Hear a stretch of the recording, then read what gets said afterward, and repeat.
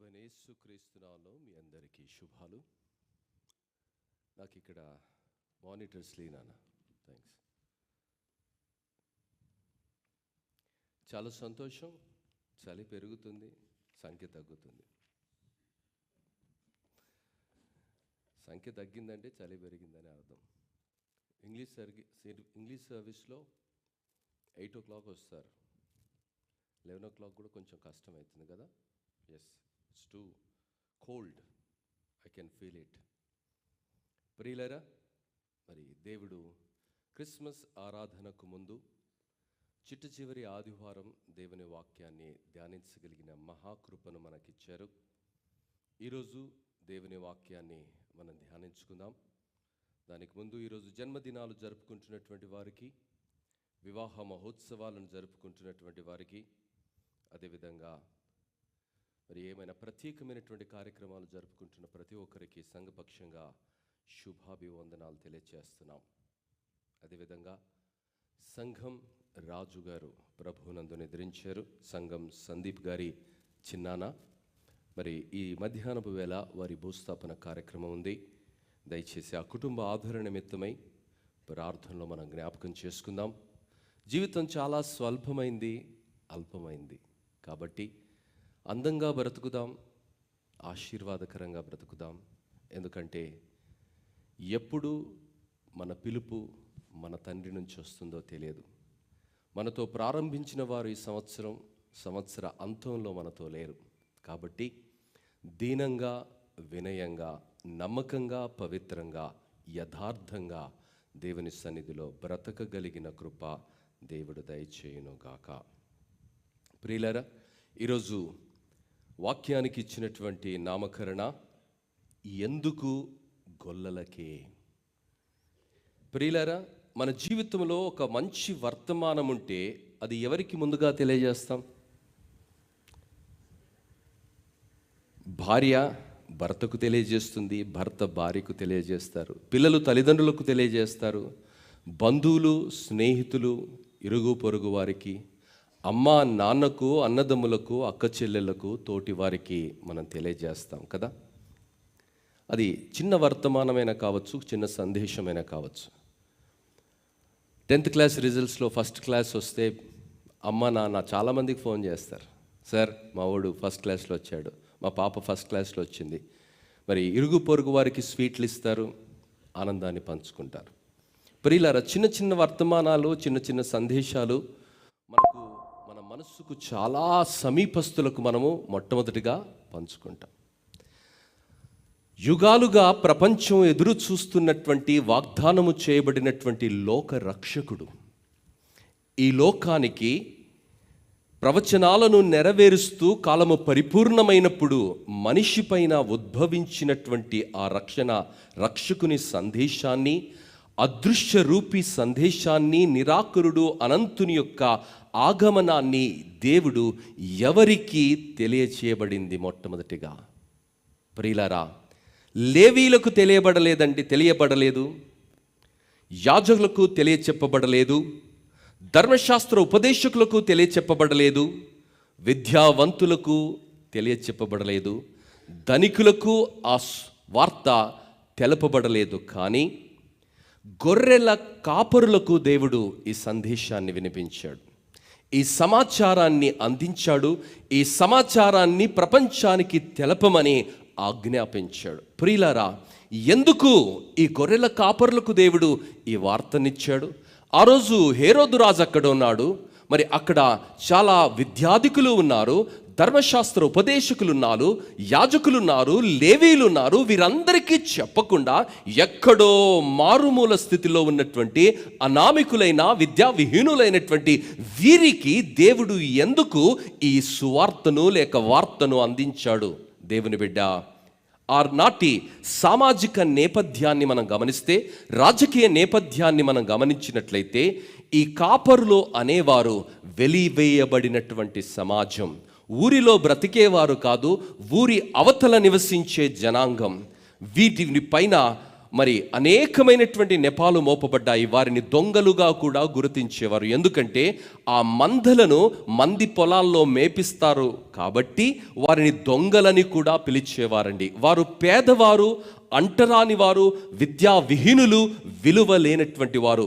అలాంటి వారికి, సమాజం నుండి దూరంగా ఉన్నటువంటి వారికి, చాలా హీనమైనటువంటి స్థితిలో సమాజంలో పరిగణించబడుతున్నటువంటి వారికి దేవుడు ఒక గొప్ప సందేశాన్ని, యుగాలుగా ఎదురు చూస్తున్నటువంటి వర్తమానాన్ని దేవుని దూత ద్వారా వారికి అందింపజేశాడు. దేవుని బిడ్డ, మరి దేవుడు ఎందుకని వారికి అందింపజేశాడు అన్నది మనం గమనించినట్లయితే వారి ఎడల దేవుడు ఒక ప్రణాళికను కలిగి ఉన్నాడు. లూకా సువార్త 2వ అధ్యాయము 9-10 వచనాలు మనం గమనిస్తే దేవుని వాక్యము ఈ విధముగా ఘోషిస్తుంది. ప్రభుదూత వారి యొద్దకు వచ్చి నిలిచెను. ప్రభు మహిమ వారి చుట్టూ ప్రకాశించినందున వారు మిక్కిలి భయపడిరి.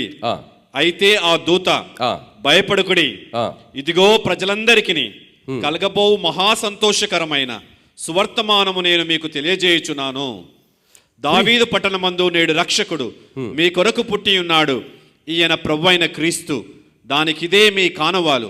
ఒక శిశువు పొత్తిగుడ్డలతో చుట్టబడి ఒక తొట్టిలో పరుండబట్టి ఉండుట మీరు చూచెదరని వారితో చెప్పెను. ప్రియులారా, మరి ఈ బెత్లెహేము గ్రామానికి నేను మిమ్మల్ని తీసుకొని వెళుతున్నాను. ఊహల్లో నుండి అందమైన ఆలోచనలు వస్తాయి. మరి మొన్నటి దినాన 18th రోజు విమెన్స్ క్రిస్మస్ క్యారల్స్ కిట్ నేటివిటీస్ సీన్ వేశారు. దాని వెనకాల ఉన్నటువంటి idea, I really liked it because I am also an artist, I am also a writer, I am also a songwriter and I love creativity. ఎంత beautiful creativity అంటే ఆ scene enact చేస్తున్నప్పుడల్లా దాని వెనకాల ఉన్నటువంటి ఒక పట్టణాన్ని వారు ఛాయాచిత్రంగా చూపించారు. అంటే మన మనస్సు తెలియకుండానే ఆ సిచ్యువేషన్లో కనెక్ట్ అయ్యే పరిస్థితి అక్కడ కనిపిస్తుంది. ప్రియులారా, అలాంటి ఒక సన్నివేశాన్ని నేను మీకు చెబుతుండగా మీ మనస్సుల్లో ఊహించుకుంటూ నేను చెప్పే ప్రతి మాటను చాలా తీక్షణంగా, జాగ్రత్తగా గమనించవలసిందిగా మనవి చేస్తున్నాను.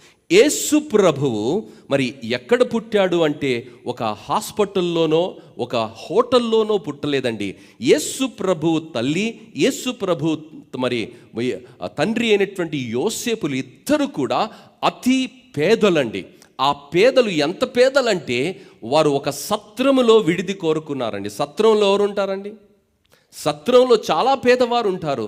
మరి వారి యొక్క ఆర్థిక పరిస్థితి బాగోలేనటువంటి వారు అక్కడ ఉంటారు. ప్రియులారా, మరి ఇక్కడ మనం గమనిస్తే సత్రంలోనికి వెళ్ళారు. ఎలాంటి పరిస్థితి అంటే లూకా సువార్త 2వ అధ్యాయం 1వ వచనంలో ఆనాటి రోమా ప్రభువు చక్రవర్తి ఒక కఠినమైనటువంటి ఆజ్ఞను జారీ చేశారు. ఆజ్ఞ ఏమిటంటే ఆ దినములలో సర్వలోకమునకు ప్రజాసంఖ్య వ్రాయవలనని కైసరు ఐగుస్తు వలన ఆజ్ఞ ఆయను. ప్రియులారా, ఆజ్ఞ ఎంత తీవ్రమైనదంటే నిండు చూలాలు కూడా ఇంట్లో ఉండడానికి వీల్లేదండి.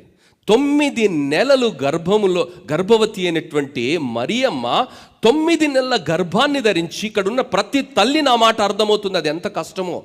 5వ నెల నుండి 6వ నెల నుండి చాలా జాగ్రత్తగా ఉంటాం, కానీ 9 నెలల నిండు గర్భవతి అతి భయంకరమైనటువంటి వాతావరణంలో మరి చక్రవర్తి ఆజ్ఞ అంత కఠినంగా ఉన్నది కాబట్టి ప్రతి ఒక్కరూ ఆ ప్రజా సంఖ్యలో వారి యొక్క పేర్లను రాయించడానికి వెళ్ళారు. ప్రియులారా, ఆ దేశానికి నేను 2 సార్లు వెళ్ళాను. 2007వ సంవత్సరంలో ప్రప్రథమంగా, 2017వ సంవత్సరంలో రెండవసారి. మరి ఆ దేశంలో వాతావరణం ఎలా ఉంటుందంటే, ఇప్పుడు చలి మీకు కొంచెం తెలుస్తుంది, కానీ అది మిడిల్ ఈస్టర్న్ ప్రాంతంలో, ఎడారి ప్రాంతంలో బొక్కలు కొరికే చలి అమ్మ. ఎంత భయంకరమైనటువంటి చలి అంటే నువ్వు ఎన్ని గుడ్డలు వేసుకున్నా, ఎన్ని మరి వామ్ క్లోతింగ్లు వేసుకున్నప్పటికీ, ఉష్ణాన్ని పెంచే బట్టలు ధరించినప్పటికీ ఎక్కడో తెలియని వణుకుని శరీరంలో వస్తుంది. అలాంటి ఒక వాతావరణంలో నిండు చూలాలను మరి ఆ యోసేపు తీసుకొని వచ్చాడు.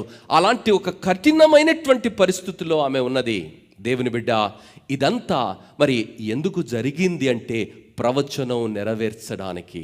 మీకా గ్రంథము 5వ అధ్యాయము 2వ వచనంలో ఒక మాట రాయబడింది. ఆ మాట నెరవేర్చబడడానికి, ఆ గలిలయ ప్రాంతములో ఉన్నటువంటి మరి నజరేతులో ఉన్నటువంటి యోసేపు మరియమ్మలు గలిలయ ప్రాంతములో నుండి యూదా ప్రాంతములో ఉన్నటువంటి బెత్లెహేముకు ఎంతో దూరము వారు ప్రయాణం చేసి వచ్చారమ్మా. ఎందుకంటే ప్రతి వారు వారి స్వగ్రామానికి వెళ్ళాలి. మన భాషలో మనకు చెప్పాలంటే ఓట్లు వేసేటప్పుడు యవ్వనూరికి వాడు పోతాడు. ఎందుకు? ఓటు మనది అక్కడ రిజిస్టర్ అయి ఉంటుంది, అక్కడనే ఓటు వేయాలి. హైదరాబాద్ ఉంటే ఓటు లేకపోతే హైదరాబాద్లో లాభం లేదు. కాబట్టి ఓట్లు వేసే పరిస్థితి వచ్చినప్పుడు యవ్వని ఊరికి వాడు వెళతాడు. అలానే యోసేపు తన పితరులు దేశమైన లేక స్థలమైనటువంటి బెత్లెహేము గ్రామానికి వెళ్ళాడు. అది యాదృచ్ఛికం కాదమ్మా. ఆ రోజు చక్రవర్తికి ఆలోచన అలా పుట్టుకొని రాలేదు. కానీ 700 సంవత్సరాల క్రితము మీకా ప్రవక్త ద్వారా చెప్పబడిన మాట అక్షరార్థంగా ఆ రోజు ఆ తరములో యేసు యొక్క జన్మదినాన నెరవేర్చబడడానికి యేసు ప్రభు అక్కడనే పుట్టడానికి. ఎందుకంటే 8వ నెలలో 7వ నెలలో 5వ నెలలో ప్రజాసంఖ్య రాయబడినట్లయితే యేసు ప్రభు మరియమ్మను తీసుకొని బెత్లెహేముకు వెళ్ళినప్పటికీ, యూదయ ప్రాంతంలో ఉన్న బెత్లెహేముకు వెళ్ళినప్పటికీ అక్కడ యేసు పుట్టేవాడు కాదు. యేసు పుట్టాలి అంటే 9వ మాసములోనే నిండు శూలాలు ఉన్న స్థితిలో ఆమెను అక్కడికి తీసుకుని వెళ్ళాలి. ఎందుకంటే ఆ ప్రవచనము అక్షరార్థంగా నెరవేర్చబడడానికి. మీకా గ్రంథము 5వ అధ్యాయం 2వ వచనంలో ఏమని రాయబడిందంటే, బెత్లెహేము ఎఫ్రాతా యూదా వారి కుటుంబంలో నీవు స్వల్ప గ్రామమైనను నా కొరకు ఇశ్రాయేలును ఏలబోవాడు నీలో నుండి వచ్చును. పురాతన కాలం మొదలుకొని శాశ్వత కాలము ఆయన ప్రత్యక్షమగుచుండెను. దేవుని బిడ్డ, ఆ ప్రవచనము నెరవేర్చడానికి యేసు ప్రభు ఆ స్థలములోనికి పంపించబడ్డాడు. మరి ఆ స్థలములో పుట్టినప్పటికీ ఆయన నజరేతు వాడని పిలువబడ్డాడు. దేవుని బిడ్డ, యేసు ప్రభువును మనం గమనిస్తే మత్తయి సువార్త 2వ అధ్యాయము 23వ వచనము ఈ విధంగా సెలవిస్తున్నది. మత్తయి సువార్త 2వ అధ్యాయం 23వ వచనంలో, అయితే అర్కెలాయు తన తండ్రి అయిన హేరోదునకు ప్రతిగా యూదయా దేశం ఏలుచున్నాడని విని అక్కడికి వెళ్ళవెరచి స్వప్నమందు దేవుని చేత బోధింపబడిన వాడై గలిలయ ప్రాంతమునకు వెళ్ళి నజరేతను ఊరికి వచ్చి అక్కడ కాపురం ఉండెను. ప్రియులారా, ప్రవక్త అయినటువంటి యెషయా ద్వారా మరి యేసు ప్రభు చాలా స్థలాల్లో మత్తయి సువార్తలో, యోహాను సువార్త 1:45లో, యోహాను సువార్త 19:19లో, మార్కు సువార్త 1:24లో, మరి అపోస్తుల కార్యము 10:38లో ఆయన నజరేయు వాడని పిలువబడ్డాడు.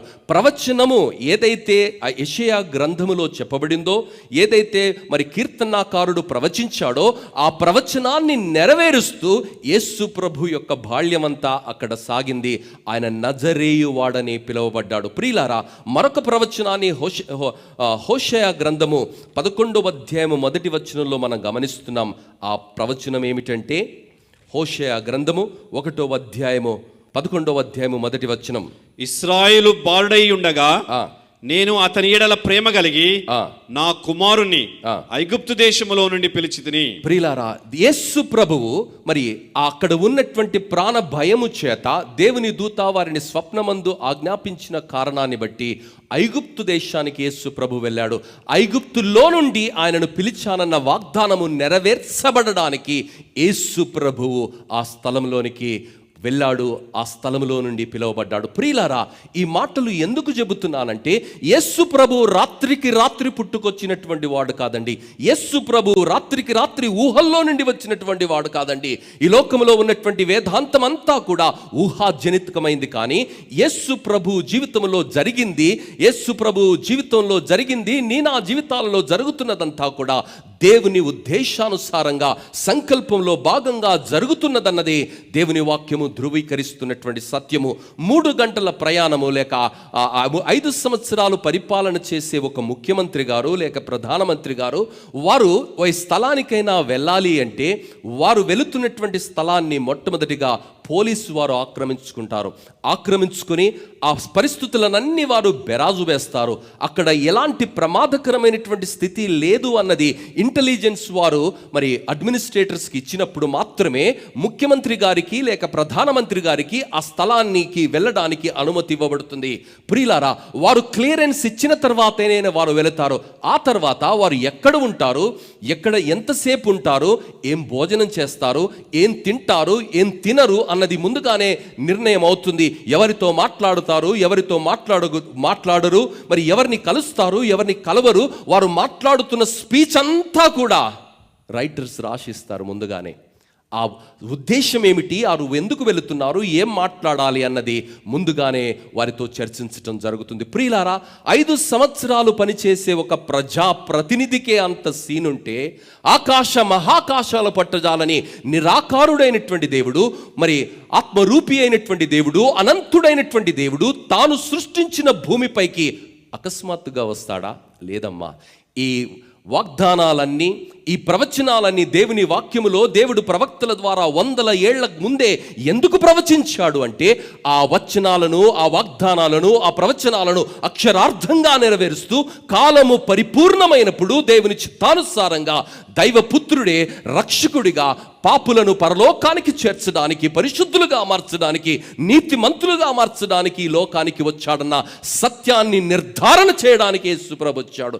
యేసుప్రభు జన్మను దేవుడు ఎంత అద్భుతంగా గ్రంథస్థం చేశాడంటే, ఆదాము నుండి అబ్రహాము వరకు మరి 14 తరాలు చూస్తున్నాము. అబ్రహాము నుంచి దావీదు వరకు 14 తరాలు చూస్తున్నాము. దావీదు నుంచి యేసుప్రభు వరకు 14 తరాలు, అంటే 42 తరాల చరిత్ర గ్రంథస్థం చేయబడింది. నీవు నేను ఆరాధిస్తున్నటువంటి దేవుడు ఊహాజనితమైనటువంటి దేవుడు కాదు, ఏదో పురాణాల్లో కుక్కినటువంటి కథ కాదమ్మా. కానీ ఆయన జీవితము వాస్తవము. నీవు చదువుతున్నటువంటి ప్రతి మాట దేవుని ఆత్మ ప్రేరణ ద్వారా లిఖించబడినటువంటి గ్రంథం అన్నది నీవు నేను గ్రహించవలసిన వాస్తవమైనది. ప్రియులారా, మన తాత గురించి చెప్పమంటే కష్టపడి చెబుదాం, ముత్తాత గురించి అంటే ఇంకా కొంచెం కష్టపడతాం. ఆ తర్వాత ఎవరికి తెలియదు. రేవంత్ రెడ్డి అన్నని అడిగినా వాళ్ళ ముత్తాత సంగతి ఎవరికి తెలియదు. ప్రియులారా, ఒక 4 తరాల తర్వాత మంత్రులకు తెలియదు, ముఖ్యమంత్రులకు తెలియదు, ప్రధానమంత్రులకు తెలియదండి. ఇంకా గొప్ప వాళ్ళైతే వాళ్ళ చరిత్ర కొంచెం వరకు గ్రంథస్థమైందేమో. 4-5 తరాలు, మా అంటే 10 తరాలు ఉంటుందండి. 42 తరాల చరిత్ర గ్రంథస్థం చేయబడింది. ఆదాము నుండి యేసుక్రీస్తు వరకు చరిత్ర గ్రంథస్థం చేయబడింది. ఆ అద్భుతమైనటువంటి ఆశ్చర్యకరుడు ఎందుకు ఈ లోకంలోనికి వస్తున్నాడో అన్న వర్తమానాన్ని దేవుని దూత ఇంతగా మనుషులందరూ ఎదురు చూస్తున్నటువంటి శుభ సందేశాన్ని, 42 తరాలుగా ఎదురు చూస్తున్నటువంటి శుభ సందేశాన్ని దేవుని దూత గొల్లలకు తెలియచేసింది. ప్రియులారా, ఆ సన్నివేశాన్ని మనం ఊహించినట్లయితే, చీకటులు అలుముకున్న రాత్రి, ఆ చక్కని చీకటిలో ఒకరి ఉనికి ఒకరు గుర్తించలేని పరిస్థితిలో ఆకాశమందు అకస్మాత్తుగా ఒక పెద్ద శబ్దం, కోటి దీపాల వెలుగు ఎంతో ప్రకాశవంతంగా వారి చుట్టూ, ఆపై గాబ్రియేలు దూత మాట్లాడుతుంది. ప్రియులారా, నిన్నటి దినాన దేవరకొండకు నేను వెళ్ళాను. 12 గంటలు, దాదాపు 12 గంటలకు అక్కడి నుండి తిరుగు ప్రయాణం. మధ్యలో నాకు కూడా కొన్ని విచిత్రమైన ఆలోచనలు వస్తాయి. చిమ్మ చీకటి ఎలా ఉంటుందో, నేను కూడా ఊరు నుంచి వచ్చాను, చీకటి అంటే తెలుసులే. కానీ మళ్ళొకసారి హైవేలో మొత్తం లైట్లు బంద్ చేసి చూస్తే చిమ్మ చీకటి, ఏం కనిపిస్తలేదు, చిమ్మ చీకటి. ప్రియులారా, ఆ చిమ్మ చీకటిలో అకస్మాత్తుగా కోటి దీపాల వెలుగు ఆకాశములో మిరుమిట్లు గలుపుతూ కనిపిస్తుంది. ఆ ఆకాశములో నుండి ఒక దేవదూత మానవ స్వరముతో వారితో మాట్లాడుతున్నది. ఆ కాపరులు ఎంత ఉలిక్కిపడి ఉంటారో ఒక్కసారి ఊహించండి. వారి ఆత్మ ఎంత మరి వణికిపోయి ఉంటుందో, వారి శరీరము ఎంత వణికిపోయి ఉంటుందో ఒక్కసారి ఊహించండి. వారు వణుకుతూ భయముతో తబ్బిబ్బోపోతున్నటువంటి వేళ దేవుని దూత మొట్టమొదటిగా వారిని ఏం చేస్తుందో తెలుసా? వారికి అభయాన్ని ఇస్తుంది. భయపడకుడి. దేవుని బిడ్డ, ఈరోజు మరి ఆ జరుగుతున్నది ఏంటో తెలియనటువంటి పరిస్థితిలో అమాయకులు, వెలివేయబడినటువంటి ప్రజలు, మనుషులు వారితో మాట్లాడినటువంటి ఆ పరిస్థితిలో సమాజానికి దూరంగా, సమాజము చేత నిరాకరించబడిన వారుగా, సమాజము చేత నెపము పోయబడినటువంటి వారుగా, వెలివేయబడినటువంటి స్థితిలో వారు పేదలుగా, అన్నార్థులుగా, పార్థులుగా బ్రతుకుతున్న వారి దగ్గరికి దేవుని దూత ఆకాశములో నుండి ఆ వెలుగుల దీపాల మధ్య వారితో మాట్లాడుతున్నటువంటి వేళ భయంకరమైనటువంటి భయము వారిని ఆవరించినటువంటి వేళ మరి దేవుని దూత ఈ శుభ సందేశాన్ని ఇవ్వకముందు వారికి ఇస్తున్నటువంటి అభయం ఏమిటంటే, భయపడకుడి. ప్రియులారా, ఈరోజు మనం గమనించినట్లయితే OCD, అబ్సెసివ్ కంపల్సివ్ డిజార్డర్, ఈరోజు చాలా ఈ డిజార్డర్ ఓసిడి అనే డిజార్డర్ మనుషుల్లో మనం చూస్తున్నాం. మరి ఆ ఓసిడి అనేది ఒక డిజార్డర్. ఆ డిజార్డర్ రెక్టిఫై కానంత వరకు పిల్లల యొక్క మానసిక వికాసం జరగదండి.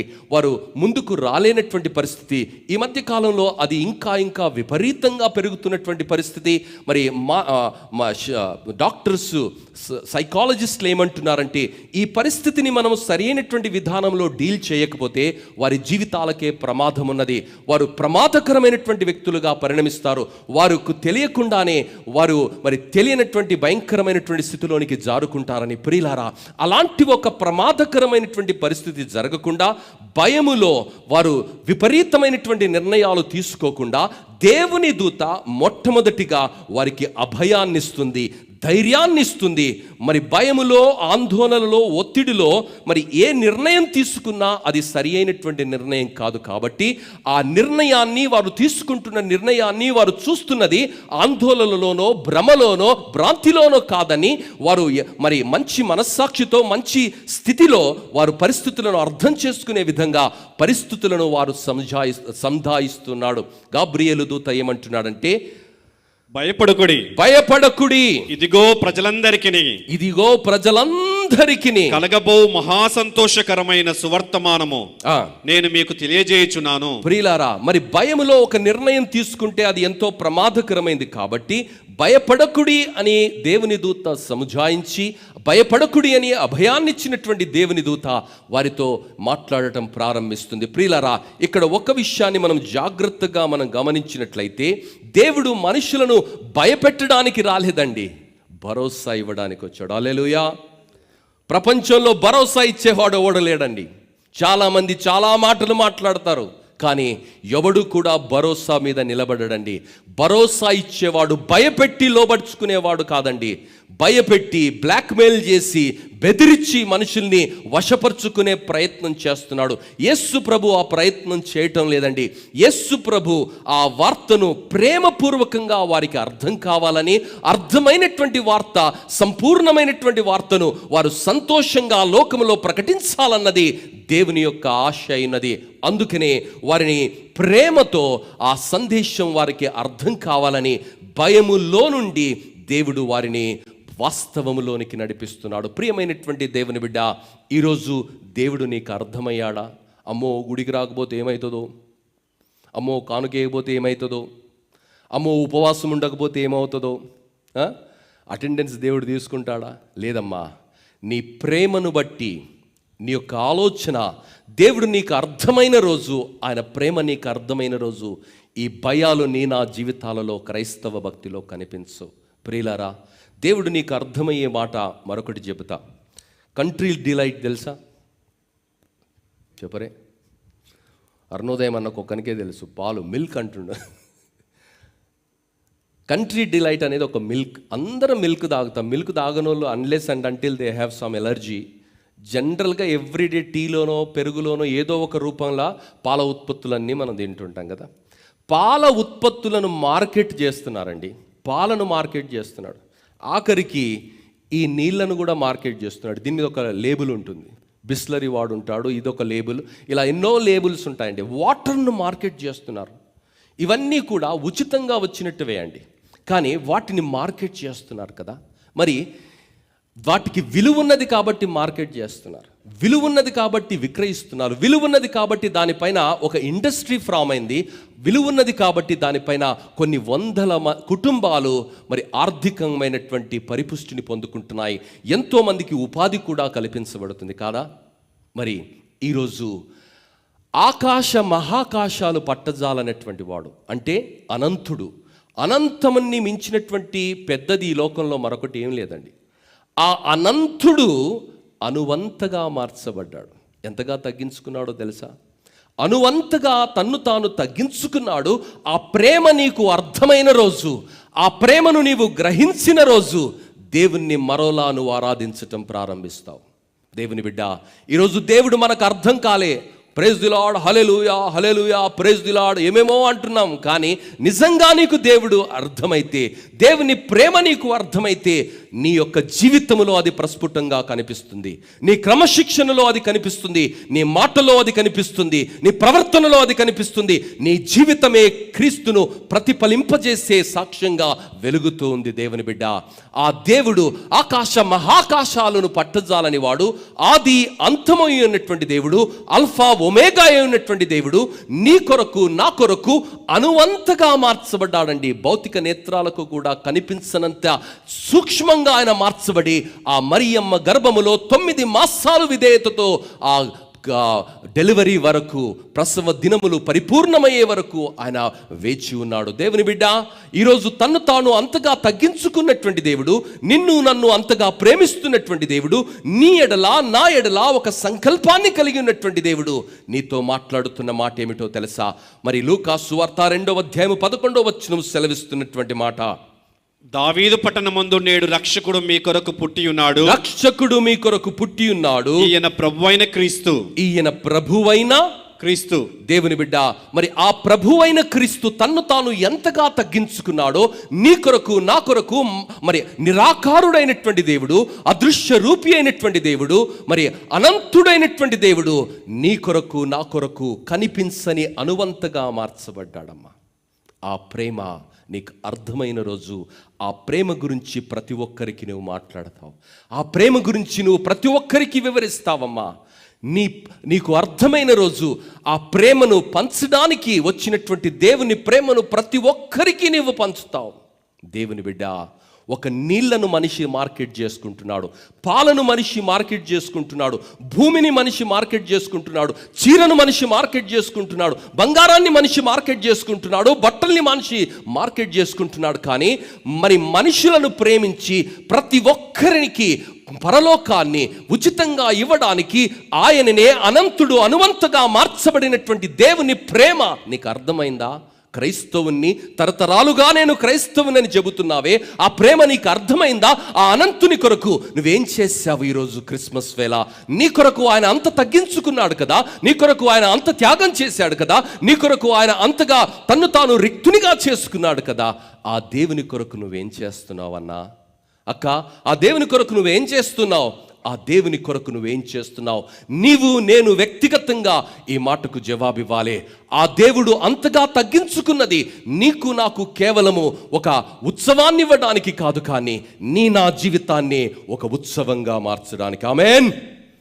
నా జీవితాన్ని ఒక ప్రమిదగా మార్చడానికి, నా జీవితాన్ని ఒక వెలుగుగా మార్చడానికి, నా జీవితాన్ని అనేకులకు దిక్సూచితగా మార్చడానికి దేవుడి లోకానికి వచ్చాడు. ఈరోజు నీ విలువను పెంచడానికి ఆ రోజు గొల్లలు ఊరికి అవతల ఉన్నటువంటి వారికి ఈ సువార్తను అందించాడు, ఊరికి అవతల ఉన్నటువంటి వారికి ఈ బాధ్యతనిచ్చాడు, ఊరికి అవతల ఉన్నటువంటి వారిని ఊరితో సమానమైనటువంటి వ్యక్తులుగా మలిచి వారి జీవితాలలో ఒక అత్యున్నతమైన ప్రమాణాలు కలిగినటువంటి పవిత్రమైనటువంటి బాధ్యతను ఆయన ఇచ్చాడు. ఈరోజు ఆ దేవుణ్ణి మొట్టమొదటిగా వారే ఆరాధించారు. దేవుని బిడ్డ, ఈరోజు ఆరాధన నీకు అర్థమైందా? ఆరాధన నీకు అర్థమైందా? స్తుతి నీకు అర్థమైందా? ఆరాధన అంటే దేవుణ్ణి దేవునిగా గుర్తించటం, దేవునిలో ఉన్నటువంటి వ్యక్తిత్వాన్ని గుర్తించటం, దేవునిలో ఉన్నటువంటి గుణలక్షణాలను గుర్తించటం, దేవుడు దేవునిగా పరిగణించి ఆయనను మరి స్తుతించటము, ఆరాధించటం. అమ్మా దేవుని బిడ్డ, ఈరోజు యేసు ప్రభు యోహాను సువార్త 4వ అధ్యాయం 21 నుండి 24 వచనాలలో ఆ స్త్రీకి ఒక సత్యాన్ని ఆయన బోధిస్తున్నాడు. అమ్మా, అంతవరకు యేసు ప్రభు రాకడ వరకు ఆరాధనా విధానం వేరే, యేసు ప్రభు రాకడ అనంతరము నూతన నిబంధనలో ఉన్నటువంటి మనము ఆరాధిస్తున్నటువంటి విధానము ఎంతో వ్యత్యాసంగా, విప్లవాత్మకంగా యేసు ప్రభు మార్చాడు. అనంతుడు, అనువంతగా మార్చబడినటువంటి దేవుడు ఆరాధనను కూడా ఒక అద్భుతమైనటువంటి విప్లవాత్మకమైనటువంటి మార్పుల గుండా ఆయన మార్చివేశాడు. ఈరోజు ఆ సత్యము మనకు అర్థం కాని రోజు శాస్త్రులు, పరిసయ్యులు ధర్మశాస్త్ర ఉపదేశకులు ఏదైతే కట్టుబాట్లలో బ్రతికారో అలాంటి కట్టుబాట్లతో మనం దేవుణ్ణి ఆరాధన చేస్తాము, అలాంటి కట్టుబాట్లలోనే మనం బ్రతుకుతాము. కానీ దేవునిగా గుర్తించి ప్రేమపూర్వకంగా వినమ్రతతో ఆయనను ఆరాధించలేని పరిస్థితి కనిపిస్తుంది. అలాంటి ఒక పరిస్థితిలో దేవుడు ఒక సత్యాన్ని అక్కడ ఉన్నటువంటి ఒక సమరయ స్త్రీకి ఆయన జ్ఞాపకం చేస్తూ విదితపరుస్తున్న సత్యం ఏమిటంటే, యోహాను సువార్త 4వ అధ్యాయం 21 నుండి 24 వచనాలు. అమ్మా ఒక కాలం వచ్చుచున్నది, ఒక కాలము వచ్చుచున్నది, ఆ కాలమందు ఈ పర్వతము మీదనైనను యెరూషలేములోనైనను మీరు తండ్రిని ఆరాధింపరు. నా మాట నమ్ముము. మీరు మీకు తెలియని దానిని ఆరాధించువారు. మీరు మీకు తెలియని దానిని ఆరాధిస్తున్నారు, మేము మాకు తెలిసిన దానిని ఆరాధించువారము. రక్షణ యూదులలో నుండియే కలుగుచున్నది. అయితే యథార్థముగా ఆరాధించువారు ఆత్మతోనూ సత్యముతోనూ తండ్రిని ఆరాధించు కాలము వచ్చుచున్నది. ప్రియులారా, యెరూషలేములో మరి మందిరములో ఆరాధన చేసే పరిస్థితుల్లో నుండి బెత్లెహేములో పశుల పాకలో ఆరాధన ప్రారంభమైంది. పరిస్థితులను దేవుడు మార్చాడు, డైనమిజం దేవుడు మార్చాడు. దేవుని సన్నిధిలోనికి కేవలము అర్హులు మాత్రమే, ప్రత్యేకంగా ఏర్పాటు చేయబడిన వారు మాత్రమే ఆ సన్నిధిలోనికి వెళ్ళే పరిస్థితిలో నుండి ప్రతి ఒక్కరిని కూడా, సకల జనులను, సర్వలోకానికి రక్షకుడు ఉదయించాడన్న వర్తమానము అందగానే ప్రతి ఒక్కరికి ఆరాధించుకునే అవకాశాన్ని దేవుడు కల్పించాడు. దేవుని బిడ్డ, ఈరోజు పరిస్థితులను బట్టి కాదు, వస్త్రాధరణను బట్టి కాదు, ఆచార అలవాట్లను బట్టి కాదు, వాతావరణ పరిస్థితుల్ని బట్టి కాదు ఆచరించటం అనేది. ప్రియులారా, నేను సింగపూర్లో అడ్వాన్స్ లీడర్షిప్ ట్రైనింగ్ హగ్గై చేశాను, which is very prestigious leadership training for a Christian leader. మరి ఆ ట్రైనింగ్లో దాదాపుగా 58 దేశాల నుండి ప్రాతినిధ్యం వచ్చింది. మరి అక్కడ ఎవరు కూడా చెప్పులు తీయరండి. అమెరికా లాంటి దేశంలో కొంతమంది వెళ్ళారు, నేను ఇంకా వెళ్ళలేదు. మరి they don't leave their shoes. If you wanted to leave it, it's okay, up to you. If you don't wanted to wear, it's okay. But నువ్వు చెప్పులు వేసుకున్నంత మాత్రాన వేరే స్థితి, చెప్పులు తీసినంత మాత్రాన వేరే స్థితి కాదు. ప్రియులారా, ఈ సత్యాన్ని దేవుడు చెప్పకనే ఒక సత్యంగా వారికి చెబుతున్నాడు. ఆత్మతో సత్యముతో ఆరాధించటం నేర్చుకోవాలి, ఆచారాలతో, అలవాట్లతో, సాంప్రదాయాలతో కాదు. ఈరోజు ప్రపంచమంతా ఆచారాలతో, సంప్రదాయాలతో, కట్టుబాట్లతో మడికట్టుకొని, నీళ్లు పోసుకొని, పాలు కడిగి, తేనె పోసి ఈ ముచ్చట్లే మాట్లాడుతున్నారు. కానీ హృదయం అంతా ఘోరమైన వ్యాధి కలిగినటువంటి స్థితిలో ఉన్నది. కానీ ఆ హృదయాన్ని మార్చడానికి ఆకాశములు, మహాకాశములు పట్టజాలని వాడు అనువంతగా మరియమ్మ గర్భములో ఏ విధంగా ఉద్భవించాడో నీ హృదయంలో కూడా ఉద్భవించి నీ జీవితాన్ని ఆయన వెలుగుమయం చేసిన రోజు నీ జీవితము అనేకులకు ఒక ఆరాధనగా మార్చబడుతుంది, అనేకులకు ఒక ఆశీర్వాదకరంగా మార్చబడుతుంది. దేవునికి ఆరాధనగా, అనేకులకు ఆశీర్వాదకరంగా నీ జీవితము మార్చబడుతుంది. ప్రియులారా, ఆరాధన దేవునిగా గుర్తించటం. ఆ రోజు ఆమె దేవునిగా గుర్తించలే. అందుకే దేవుడు 26వ వచనం, యోహాను సువార్త 26వ వచనంలో ఆమెతో పలుకుతున్న మాట 4:26. యేసు నీతో మాట్లాడుచున్నవాడు నేనే. 25 నుంచి చదువున్నాను, 25 నుంచి చదువు. ఆ స్త్రీ ఆయనతో క్రీస్తనబడిన మెస్సయ్య వచ్చునని నేను ఎరుగుదును. ఆయన వచ్చినప్పుడు మాకు సమస్తమును తెలియజేయునని చెప్పగా, యేసు నీతో మాట్లాడుచున్న నేనే ఆయనని ఆమెతో చెప్పెను. ప్రియులారా, మాట్లాడుతున్న యేసును ఆమె గుర్తించినటువంటి ఆచారంలో ఆమె బ్రతికింది, అలవాట్లలో ఆమె మరిగింది, సిద్ధాంతాలలో ఆమె బ్రతికింది. స్వతహాగా రక్షకుడే ఆమె ఎదుట నిలబడి ఆమెతో మాట్లాడుతూ ఆ కాలము వచ్చింది, ఆ కాలము నేనే అని దేవుడు సెలవిస్తున్నా గుర్తించినటువంటి స్థితి. ఈరోజు క్రైస్తవ లోకాలలో కూడా ఎంత మితిపోరిపోయిన చాదస్తం వచ్చేసిందంటే, వితండవాదాలు చేసే పరిస్థితి. వాక్యము ఏమున్నది, వాక్య సత్యం ఏమున్నది తెలియనటువంటి అంధకారములో, అజ్ఞానములో ఎదుగుతూ అది ఒక ఆత్మీయ స్థాయి అని పరిగణించబడుతున్నటువంటి పరిస్థితులు ఈరోజు చూస్తున్నాం. అలాంటి ఒక పరిస్థితిలో ఉన్నటువంటి ఆ స్త్రీకి దేవుడు సువార్తను చెబుతున్నాడు, ఆరాధించే విధానాన్ని ఆయన బోధిస్తున్నాడు. దేవుని బిడ్డ, ఈరోజు నువ్వు ఎక్కడ ప్రార్థన చేసినా దేవుడు వింటాడు. హాస్పిటల్లో ప్రార్థన చేస్తే వింటాడా? బస్సులో ప్రార్థన చేస్తే దేవుడు వింటాడా? జైల్లో ప్రార్థన చేస్తే దేవుడు వింటాడా? కోర్టులో ప్రార్థన చేస్తే దేవుడు వింటాడా? నడుస్తూ ప్రార్థన చేస్తే దేవుడు వింటాడా? బెడ్ మీద ప్రార్థన చేస్తే దేవుడు వింటాడా? దేవుడు నువ్వు ఎక్కడ ఉన్నా ఎప్పుడు దేవుని పిలిచినా పలికే అద్భుతమైన పరిస్థితిని యేసు ప్రభు ఈ లోకానికి పరిచయం చేశాడు. అప్పటి వరకు దేవుణ్ణి ఆరాధించాలంటే యెరూషలేముకు వెళ్ళాలి, యెరూషలేములో ఉన్నటువంటి మందిరములో ఆరాధించాలి. యేసు ప్రభు ప్రకటిస్తున్నటువంటి గొప్ప సత్యం ఏమిటంటే, ఒక కాలము వచ్చుచున్నది, ఆ కాలములో మనుషులు యెరూషలేములోనైనా పర్వతము మీదనైనా ఆరాధించరు, ఆయనను ఆరాధించువారు ఆత్మతో సత్యముతో ప్రపంచవ్యాప్తంగా వ్యాపిస్తారు అన్న వాస్తవాన్ని ఆయన బోధిస్తూ, ఆ కాలము ఇప్పుడే వచ్చింది, ఆ రక్షకుణ్ణి నేనే అని ఆయన ప్రకటిస్తున్నాడు. దేవుని బిడ్డ, ఈరోజు నీకు అర్థమైందా? ఈరోజు ఆరాధన అర్థం కాకుండా పిచ్చి పిచ్చిగా మాట్లాడే పరిస్థితులు చాలా కనిపిస్తున్నాయి. అలా మాట్లాడటం, అలా ఆరాధిస్తున్నటువంటి వారిని తప్పుగా మనం అనుకొని మనకు అవగాహన లేని కారణాన్ని బట్టి పిచ్చి పిచ్చిగా తప్పుగా మనం మాట్లాడితే దేవుడు దానిని తీవ్రంగా పరిగణిస్తాడు. దేవుని బిడ్డ, దేవుని వాక్యాన్ని ఒకసారి మనం గమనించినట్లయితే 2వ సమూయేలు గ్రంథము 6వ అధ్యాయము 20 నుండి 23 వచనాలలో దావీదు దేవుణ్ణి ఆరాధిస్తున్న క్రమం ఆయన భార్యకు అర్థం కాలేదు. ఆమె ఎంత హీనమైనటువంటి మాటలు మాట్లాడింది, ఆమె స్థితి అంతే హీనంగా మార్చబడింది. Don't ever judge people and their religion with your limited knowledge and understanding about the situation, because it is too dangerous. You cannot bear that. దయచేసి చదువునాను. 2 సమూయేలు గ్రంథం 6వ అధ్యాయం 20 నుండి 23 వచనాలు. తన ఇంటి వారిని దీవించుటకు దావీదు తిరిగి రాగా సౌలు కుమార్తెయగు మీకాలు దావీదును మీకాలు ఏమంటుంది? దావీదును ఎదుర్కొన బయలుదేరి వచ్చి హీన స్థితి గల పనికెత్తలు చూచుచుండగా వ్యర్థుడొకడు తన బట్టలను విప్పి వేసినట్టుగా ఇశ్రాయేలుకు రాజువైన నీవు నేడు బట్టలను తీసివేసి ఎంత ఘనముగా కనబడితివని అపహాస్యము చేసినందున దావీదు నీ తండ్రిని అతని సంతతిని విసర్జించి ఇశ్రాయేలును తన జనుల మీద నన్ను అధిపతిగా నిర్ణయించుటకై నన్ను ఏర్పరచుకొనిన యెహోవా సన్నిధిని నేను అలాగూ చేసి తిని, యెహోవా సన్నిధిని నేను ఆట ఆడి తిని, ఇంతకంటే మరి ఎక్కువగా నేను తృణీకరింపబడి నా దృష్టికి నేను అల్పుడనై నీవు చెప్పిన పనికెత్తల దృష్టికి గనుడనను నగుదునని మీకాలుతో అనెను. ప్రియులారా, ఆమె నిరాకరించబడింది.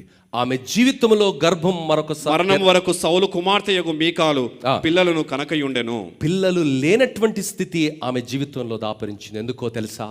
దేవుణ్ణి ఆరాధిస్తున్నటువంటి దావీదు దాని వెనకాల ఉన్నటువంటి వృత్తాంతము ఆమెకు అర్థం కాలేదండి. ఆరాధన చేయాలంటే ఆర్భాటంతో చేయాలి, ఇలా చేయాలి, అలా చేయాలి అనుకున్నది. మనిషి సోషల్ స్టేటస్ గురించి ఆమె ఆలోచన చేసింది. అక్కడ మనుషుల ముందల సోషల్ స్టేటస్లో గొప్పతనాన్ని చూపించే విధంగా, వైభవాన్ని చూపించే విధంగా ఘనంగా ఆయన నాట్యం ఆడితే గౌరవంగా ఉంటుందని ఆమె అనుకున్నది. కానీ దేవుని సన్నిధిలో తన్ను తాను తృణీకరించుకొని, తన్ను తాను తగ్గించుకొని, దేవుణ్ణి గుర్తించి దేవుడు చేసిన మేలుని బట్టి ఆ మందసము తిరిగి ఇశ్రాయేలు మధ్యలోనికి వస్తున్న కారణాన్ని బట్టి దేవుని సన్నిధిలో ఆయన నాట్యమాడాడు, దేవుని స్తుతించాడు, దేవుని ఆరాధించాడు. ఆ ఆరాధన గురించి మీకాలు తప్పుగా మాట్లాడింది. దేవుని బిడ్డ, ఈరోజు దేవుని ఆరాధన నీకు అర్థమవుతుందా? దేవుని సేవ నీకు అర్థమవుతుందా? నోటికి వచ్చినట్లు మాట్లాడటం కాదు, తోచినట్టుగా మాట్లాడటం కాదు, దానికి మూల్యం కూడా మనమే చెల్లించాలి. దేవుని బిడ్డ, దేవుని వాక్యంలో మనం గమనించినట్లయితే ప్రతి మాటను ప్రత్యేకంగా పరిశుద్ధాత్మ గురించి తప్పుగా మాట్లాడితే తీవ్రంగా దేవుడు పరిగణిస్తాడన్నది దేవుని వాక్యము సెలవిస్తున్నది. దేవుని బిడ్డ, దేవుని ఆరాధించువారు ఆత్మతోనూ సత్యముతోనూ ఆరాధించాలి. నీవు ఎక్కడ ఉన్నా దేవుణ్ణి ఆరాధిస్తే దేవుడు వింటాడు. నువ్వు మౌనంగా దేవుణ్ణి ఆరాధించవచ్చు, చప్పట్లు కొడుతూ దేవుణ్ణి ఆరాధించవచ్చు, నాట్యం ఆడుతూ దేవుణ్ణి ఆరాధించవచ్చు, మరి దేవుణ్ణి ఏ హావభావంతోనైనా దేవుణ్ణి ఆరాధించవచ్చు. ఆరాధించడానికి నీవు నియంత్రించే పరిస్థితులను పెట్టుకూడదు, నిబంధనలు పెట్టుకూడదు, అవధులను పెట్టుకోవద్దు. కానీ అవధులను ఎల్లలను దాటి అనంతుడైనటువంటి వాడు, అనువంతగా మార్చబడినటువంటి దేవుణ్ణి నీ హృదయమంతటితో ఆత్మతో సత్యముతో ఎలానైనా నువ్వు ఆరాధించడానికి దేవుడు వసలుబాటు కల్పించాడు. హల్లెలూయా. దేవుని సన్నిధిలో మౌనంగా ఉండుట స్తుతి చెల్లించుటనే, హల్లెలూయా, శోభస్కరము. స్తుతి చెల్లించుటనే. చప్పట్లతో స్తుతి చెల్లించారు, వాయిద్యాలతో స్తుతి చెల్లించారు, మేళగానాలతో స్తుతి చెల్లించారు, చప్పట్లతో స్తుతి చెల్లించారు. అవన్నీ స్తుతిలో భాగమమ్మా. దేవుడు నీకు అర్థమైన రోజు ఎలానూ నువ్వు దేవుని స్తుతిస్తావు. నా కొడుకు చిన్నగున్నప్పుడు 2 సంవత్సరాలు వాని వయసు, వాళ్ళ అమ్మ కూడా ఇక్కడే ఉన్నది. ప్రేమ వానికి ఎక్కువైతే ఆ ప్రేమను ఎలా చెప్పాలో తెలియదు, వాడికి మాటలు రావు. అప్పుడు దగ్గరికి వచ్చి పట్టుకొని గట్టిగా కొరికేవాడు. అంటే వానికి ఏదో సంతోషం జరుగుతుంది, ఏదో ఆనందమైంది. That is his expression. ప్రియులారా, కోపంతో కొరకటం కాదు, బాధతో కొరకటం కాదు, సంతోషంతో కొంతమంది పిల్లలు గట్టిగా కేక వేస్తారు. ఎందుకు వేస్తారు? 6, వాడు 6 కొడితే నువ్వు కేక్ ఎందుకు వేస్తావన్నా? 6 అని చెప్పొచ్చుగా. మామూలుగా స్టేడియంలో 6 అని చెప్పే వాళ్ళు ఉంటారు, 6 అని చెప్పే వాళ్ళు ఉంటారు, స్మైల్ ఇచ్చే వాళ్ళు ఉంటారు, ఏం ఎక్స్ప్రెషన్ లేని వాళ్ళు కూడా ఉంటారు. కొంతమంది మీలో కూర్చుంటారు అట్లా. That is also expression. Don't find fault with them. That is their DNA. That is their way of worship. Who are you to judge that person? Who are you to talk nonsense about a person? No one has given you and me that authority to talk anything you like in the name of God. No. దేవుని బిడ్డ, దేవుడు జ్ఞాపకం చేస్తున్నాడు. మనుషులు వారిని వెలివేశారు, ఊరికి అవతలికి పంపించారు, వారిని అంటవరాని వారన్నారు, దొంగలన్నారు, నెపాని మోపారు. కానీ దేవుడు ఈ సువార్తను వారికి అందించడం ద్వారా ప్రపంచానికి తెలిపిన సత్యం ఏమిటంటే, దేవుడు మానవులందరినీ ప్రేమిస్తున్నాడు. కులము, గోత్రము, వర్గము, రాజకీయ, ఆర్థిక, సామాజిక పరిస్థితులతో నిమిత్తము లేకుండా అందరినీ దేవుడు ప్రేమిస్తున్నాడు. అందరి కొరకు దేవుడు ఈ లోకానికి వచ్చాడు. అందరినీ దేవుడు పరలోక రాజ్యాన్ని చేర్చడానికి ఆయన ఇష్టపడుతున్నాడు. దేవుని బిడ్డ, మరి ఈరోజు ఆ దేవుడు ఈ వార్తను వారికి ఎందుకు తెలియజేశాడంటే, దేవుడు వారిలో కొన్ని లక్షణాలను మనం గమనిస్తాం. ప్రియులారా, మరి ఆ రోజుల్లో ఉన్నటువంటి పరిస్థితి ఏమిటి అంటే, మరి అంటరానితనం ఉంది, సామాజిక వేరుపాటుతనం ఉన్నది, మనుషులను చీదరించుకునే పరిస్థితి ఉన్నది, మనిషి పైన మనిషి పెత్తనం చేసే పరిస్థితి ఉంది. ఈరోజు మారిందా అంటే ఈరోజు కూడా మారలేదు. ప్రియులారా, భారతదేశంలో కొన్ని కాలమ్స్ మీరు చదివితే విభ్రాంతి చెందిపోతారు. నీచ కులస్తులు అని ఉంటుంది అక్కడ. ఎప్పుడైనా గమనించారా మీరు? నీచ కులస్తులు, వెనకబడిన జాతులు. ప్రియులారా, ఈ వ్యవస్థ ఆ రోజు కాదండి, ఈ రోజు కూడా ఉన్నది. దేవుడు ప్రతి ఒక్కరిని ప్రేమిస్తున్నాడని, దేవునికి అందరూ సమానమని, స్త్రీలని కానీ, పురుషులని కానీ, పెద్దలని కానీ, వృద్ధులని కానీ, ధనవంతులని కానీ, విద్యావంతులని కానీ, ధనహీనులని కానీ, గుణహీనులని కానీ, భక్తిహీనులని కానీ, అన్యులని కాదు, కానీ అందరికీ దేవుడు సమానంగా తన్ను తాను వ్యక్తపరుచుకున్నాడు. ప్రియులారా, మరి పాత నిబంధన కాలంలో ఇశ్రాయేలీయుల ద్వారా ఏ విధంగా తన కార్యాలను బయలుపరిచాడో, నూతన నిబంధనలో ప్రతి ఒక్కరికి దేవుడు లోకమును ఎంతో ప్రేమించెను. ఆ లోకములో ఎలకలు ఉన్నాడు, సాకలి ఉన్నాడు, మంగలి ఉన్నాడు, మరి రకరకాల జాతులు, కుల వృత్తులు ఉన్నాయి. వారందరినీ సృష్టించిన సృష్టికర్త తన్ను తాను ప్రత్యక్షపరుచుకున్న సందేశాన్ని, అద్భుతమైనటువంటి సమాచారాన్ని ప్రపంచానికి అందించడానికి దేవుడు ఏర్పరచుకున్నాడు అన్న సత్యాన్ని ప్రస్ఫుటంగా, గంభీరంగా లోకానికి వివరించడానికి ఈ భావ ప్రకటనను దేవుడు ఏర్పరచుకున్నాడు. రెండో విషయం ఏంటంటే, మన యేసు ఒక మంచి కాపరి అన్న సత్యాన్ని దేవుడు జ్ఞాపకం చేస్తున్నాడు. ప్రియులారా, యోహాను సువార్త 10వ అధ్యాయం 11వ వచనంలో మనం గమనిస్తే, యోహాను సువార్త 10వ అధ్యాయం 11వ వచనం, నేను గొర్రెలకు మంచి కాపరిని, నేను గొర్రెలకు మంచి కాపరిని, మంచి కాపరి గొర్రెల కొరకు తన ప్రాణము పెట్టును. చిన్న బిడ్డను ఒక సండే స్కూల్ టీచర్ అడిగిందంట, what is Christmas? What is Christmas? మొన్న సండే స్కూల్ పిల్లలు amazing. I was just praising God. I was standing there and watching their action. Amazing. I congratulated all the Sunday school teachers. It was an amazing. I've sent them a thank you letter. I've done it. They have received it. ఎంత amazing work అండి. ప్రియులారా, మరి ఒక Sunday school teacher ఒక చిన్న బిడ్డను అడిగిందంట, Christmas అంటే నీకేం అర్థమైందిరా? పెద్దవాళ్ళని చెప్పమంటే 10 పేజీలు చెప్తారు, వర్తమానాలే చెప్తారు. ఓ చిన్న బిడ్డ ఎంత గొప్పగా చెప్పాడంటే, గొర్రెల కొరకు కాపరి మరణించడమే క్రిస్మస్. హల్లెలూయా. గొర్రెల కొరకు గొర్రెల కాపరి మరణించడమే క్రిస్మస్. దేవుని బిడ్డ, ఈ మాట వాడికి అక్షరార్థంగా అర్థమైంది. దేవుని బిడ్డ, అంతవరకు మరి ఆరాధనా క్రమాన్ని మనం గమనిస్తే యెరూషలేములోనికి వచ్చి మరి ఏటేటా మనుషులు వారి యొక్క ఆర్థిక పరిపుష్టిని బట్టి గొర్రెలు ఇవ్వగలిగినటువంటి వారు గొర్రెలు, ఎడ్లను ఇవ్వగలిగినటువంటి వారు ఎడ్లను, మరి గువ్వలను ఇవ్వగలిగినటువంటి వారు గువ్వలను ఇస్తూ వారి యొక్క పాపాలను తాత్కాలికంగా ఉపశమనాన్ని పొందుకున్నటువంటి పరిస్థితిని మనం గమనిస్తున్నామండి. ఆ పరిస్థితిలో నుండి దేవుడు శాశ్వత కాల పరిష్కారాన్ని ఇవ్వడానికి నిష్కలంకుడైనటువంటి వాడు, పాపరహితుడైనటువంటి వాడు, అనంతుడైనటువంటి వాడు అనువంతుగా ఈ లోకంలో పుట్టి పాపరహితమైనటువంటి జీవితాన్ని జీవించి పాపరహితమైన తన రక్తాన్ని ప్రతి ఒక్కరికి భూత వర్తమాన భవిష్యత్ కాలంలో ఉన్న ప్రతి పరిశుద్ధునికి మరి నీతిమంతులుగా చేర్చడానికి తన పవిత్రమైన రక్తాన్ని కార్వడానికి యేసు ప్రభువు భూమిపైన ఉద్భవించాడు అన్న సత్యాన్ని తెలపడానికి ఏ గొర్రెల కాపరుల దగ్గరికి వచ్చి ఆ గొర్రెలను కొంటూ ఆ గొర్రెలను అర్పణగా ఇస్తున్నారో ఆ గొర్రెల కాపరులకే దేవుడు తను ప్రత్యక్షమై ఆ సువార్తను వినిపించి ఆ సత్యాన్ని లోకానికి ప్రకటించే బాధ్యతను కూడా వారికి అప్పచెప్పాడు. దేవుని బిడ్డ, ఈరోజు నీ జీవితంలో దేవుడు అనేకమైన మేలులను చేశాడు, ఆశ్చర్య కార్యాలను చేశాడు, అద్భుత కార్యాలను చేశాడు కదా. మరి ఆ దేవుని గురించి లోకానికి నువ్వు చెబుతున్నావా?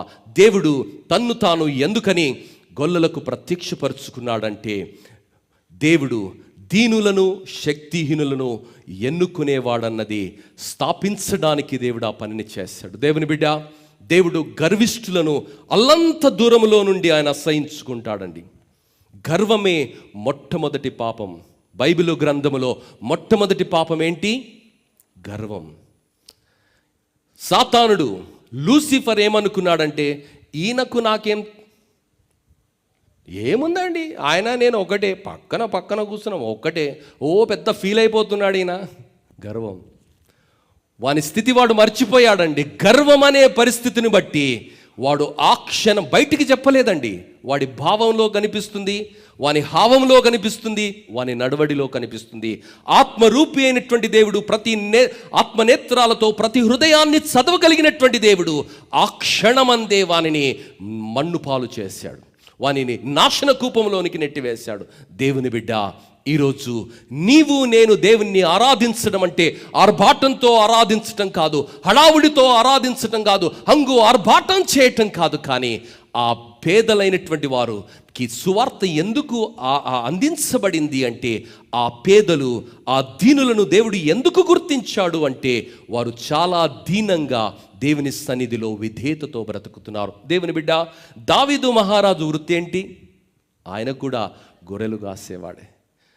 మోషే కూడా 40 సంవత్సరాలు గొర్రెలు కాశాడు. ప్రియులారా, మోషే గురించి దేవుడిచ్చినటువంటి సాక్ష్యం ఏమిటంటే ఆయన వీరుడు, ధీరుడు, రాజ మహా శ్రీ అని ఏం చెప్పలే, సత్కారాలు కూడా ఏం జరగలేడా. ఆయన గురించి దేవుడు ఏమని మాట్లాడుతున్నాడు? నేను అంటాను, మాకు సత్కారాలు చేస్తుండే, ఎందుకు చేస్తారా మాకు సత్కారం? ఏం చేసినా మనం సత్కారం చేయనీకి. దేవుని బిడ్డ, we have to put an end to all this kind of non sense.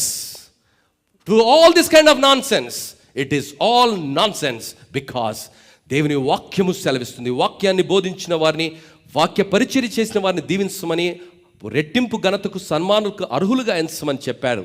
కానీ ఆ ఉద్దేశాన్ని మనం అర్థం చేసుకోవాలి, ఆర్భాటంగా మరి చేయటం కాదు అన్నది గ్రహించవలసిందిగా సవినయంగా మనవి చేస్తున్నాను. దేవుడు మనల్ని గుర్తించాలి అంటే ఎప్పుడు గుర్తిస్తాడో తెలుసా? దీనులుగా బ్రతికినప్పుడు, విధేయతతో బ్రతికినప్పుడు, తగ్గించుకొని బ్రతికినప్పుడు దేవుడు మనల్ని గుర్తిస్తాడు. ఆ బిడ్డలను దేవుడు గుర్తించాడు. మూడవది, ఈ వార్తను స్వీకరించగలిగే సంసిద్ధత గల వారికి ఉంది. యూదయ, బెత్లెహేము వారందరికీ ఈ వార్తను వారు అందజేశారండి. ఈ వార్తను వీరికి అప్పచెప్పితే వీరు 100% 10 మందికి మేలు చేస్తారన్నది వారు గుర్తించారండి. ఆ గుర్తించిన కారణాన్ని బట్టి ఆ అద్భుతకరమైనటువంటి సమాచారాన్ని ప్రపంచానికి అందించారు. ప్రియులారా, మరి ఈరోజు ఆ సత్యం నీకు అర్థమవుతుందా? ఆ సత్యం నీకు బోధపడుతుందా? My heart is overwhelmed with joy and happiness today because of 18th. ఈరోజు కూడా ఇంగ్లీష్ సర్వీస్లో ఒక అక్క నన్ను కలిసి, what a magnanimous thing the church has done it. ప్రియులారా, చరిత్రలో ఎన్నడూ జరగనటువంటి విధంగా లోకల్ ఎమ్మెల్యే గారు అన్నారు, ఎన్నోసార్లు మందిరానికి నేను వచ్చాను, కానీ ఇంత మంచి విషయాలు నేను విన్నాను, ఇంత పరిస్థితిలో నేను ఇంతసేపు మీతో గడిపాను, చాలా మంచిగా అనిపిస్తుంది దేవుని బిడ్డ. మరి ఈరోజు సువార్తను మనము అందరికీ అందించడానికి, అందరినీ క్రీస్తు సన్నిధిలోనికి ఆహ్వానించడానికి, అందరికీ సువార్తను బోధించడానికి పిలువబడ్డామమ్మా. గొల్లలు ఆ సువార్తను అందరికీ అందించారు. సువార్త అందించబడింది, ప్రతి ఒక్కరూ ఆ రోజు యేసు ప్రభు గురించి విన్నారు. కారణం ఏమిటంటే ఆ మాటలను అక్షరార్థంగా నమ్మినటువంటి వారు మరి యూదయ బెత్లెహేము ప్రాంతంలో ఉన్నటువంటి ప్రజలందరికీ కూడా సువార్తను అందించారు. దేవుని బిడ్డ, ఈరోజు ఎంతమందికి నీవు సువార్తను అందిస్తున్నావు అన్నది ప్రశ్న. ఈరోజు 2025 సంవత్సరం కొన్ని రోజుల్లో ముగిసిపోతున్నది కదా. ఆ ముగిసిపోతున్నటువంటి పరిస్థితిలో దేవుడు శుతిమెత్తగా నిన్ను అడుగుతున్నాడు. నీకు జీవితాన్ని ఇచ్చాను, నీకు ఆరోగ్యాన్ని ఇచ్చాను, నీకు పరిస్థితులను ఇచ్చాను కదా, నా కొరకు నువ్వేం చేస్తున్నావు? దేవుని బిడ్డ, దేవుని కొరకు నువ్వు నేను ఏం చేస్తున్నామో లెక్క అడిగే రోజున్నది. ఆ రోజు వారు చేసిన పనిని బట్టి వారిని దేవుడు ఆశీర్వదించాడు. దేవుని బిడ్డ, ఈరోజు సువార్తకు ప్రతిబంధకాలు వస్తున్నాయి. అనేక స్థలాలలో సువార్తను ప్రకటించడానికి అనుమతులు ఇవ్వటం లేదు. నిన్నటి దినాన సేవా పరిచర్య 1986 సంవత్సరంలో సైకిళ్ళ మీద సేవకు వెళ్ళే వాళ్ళం.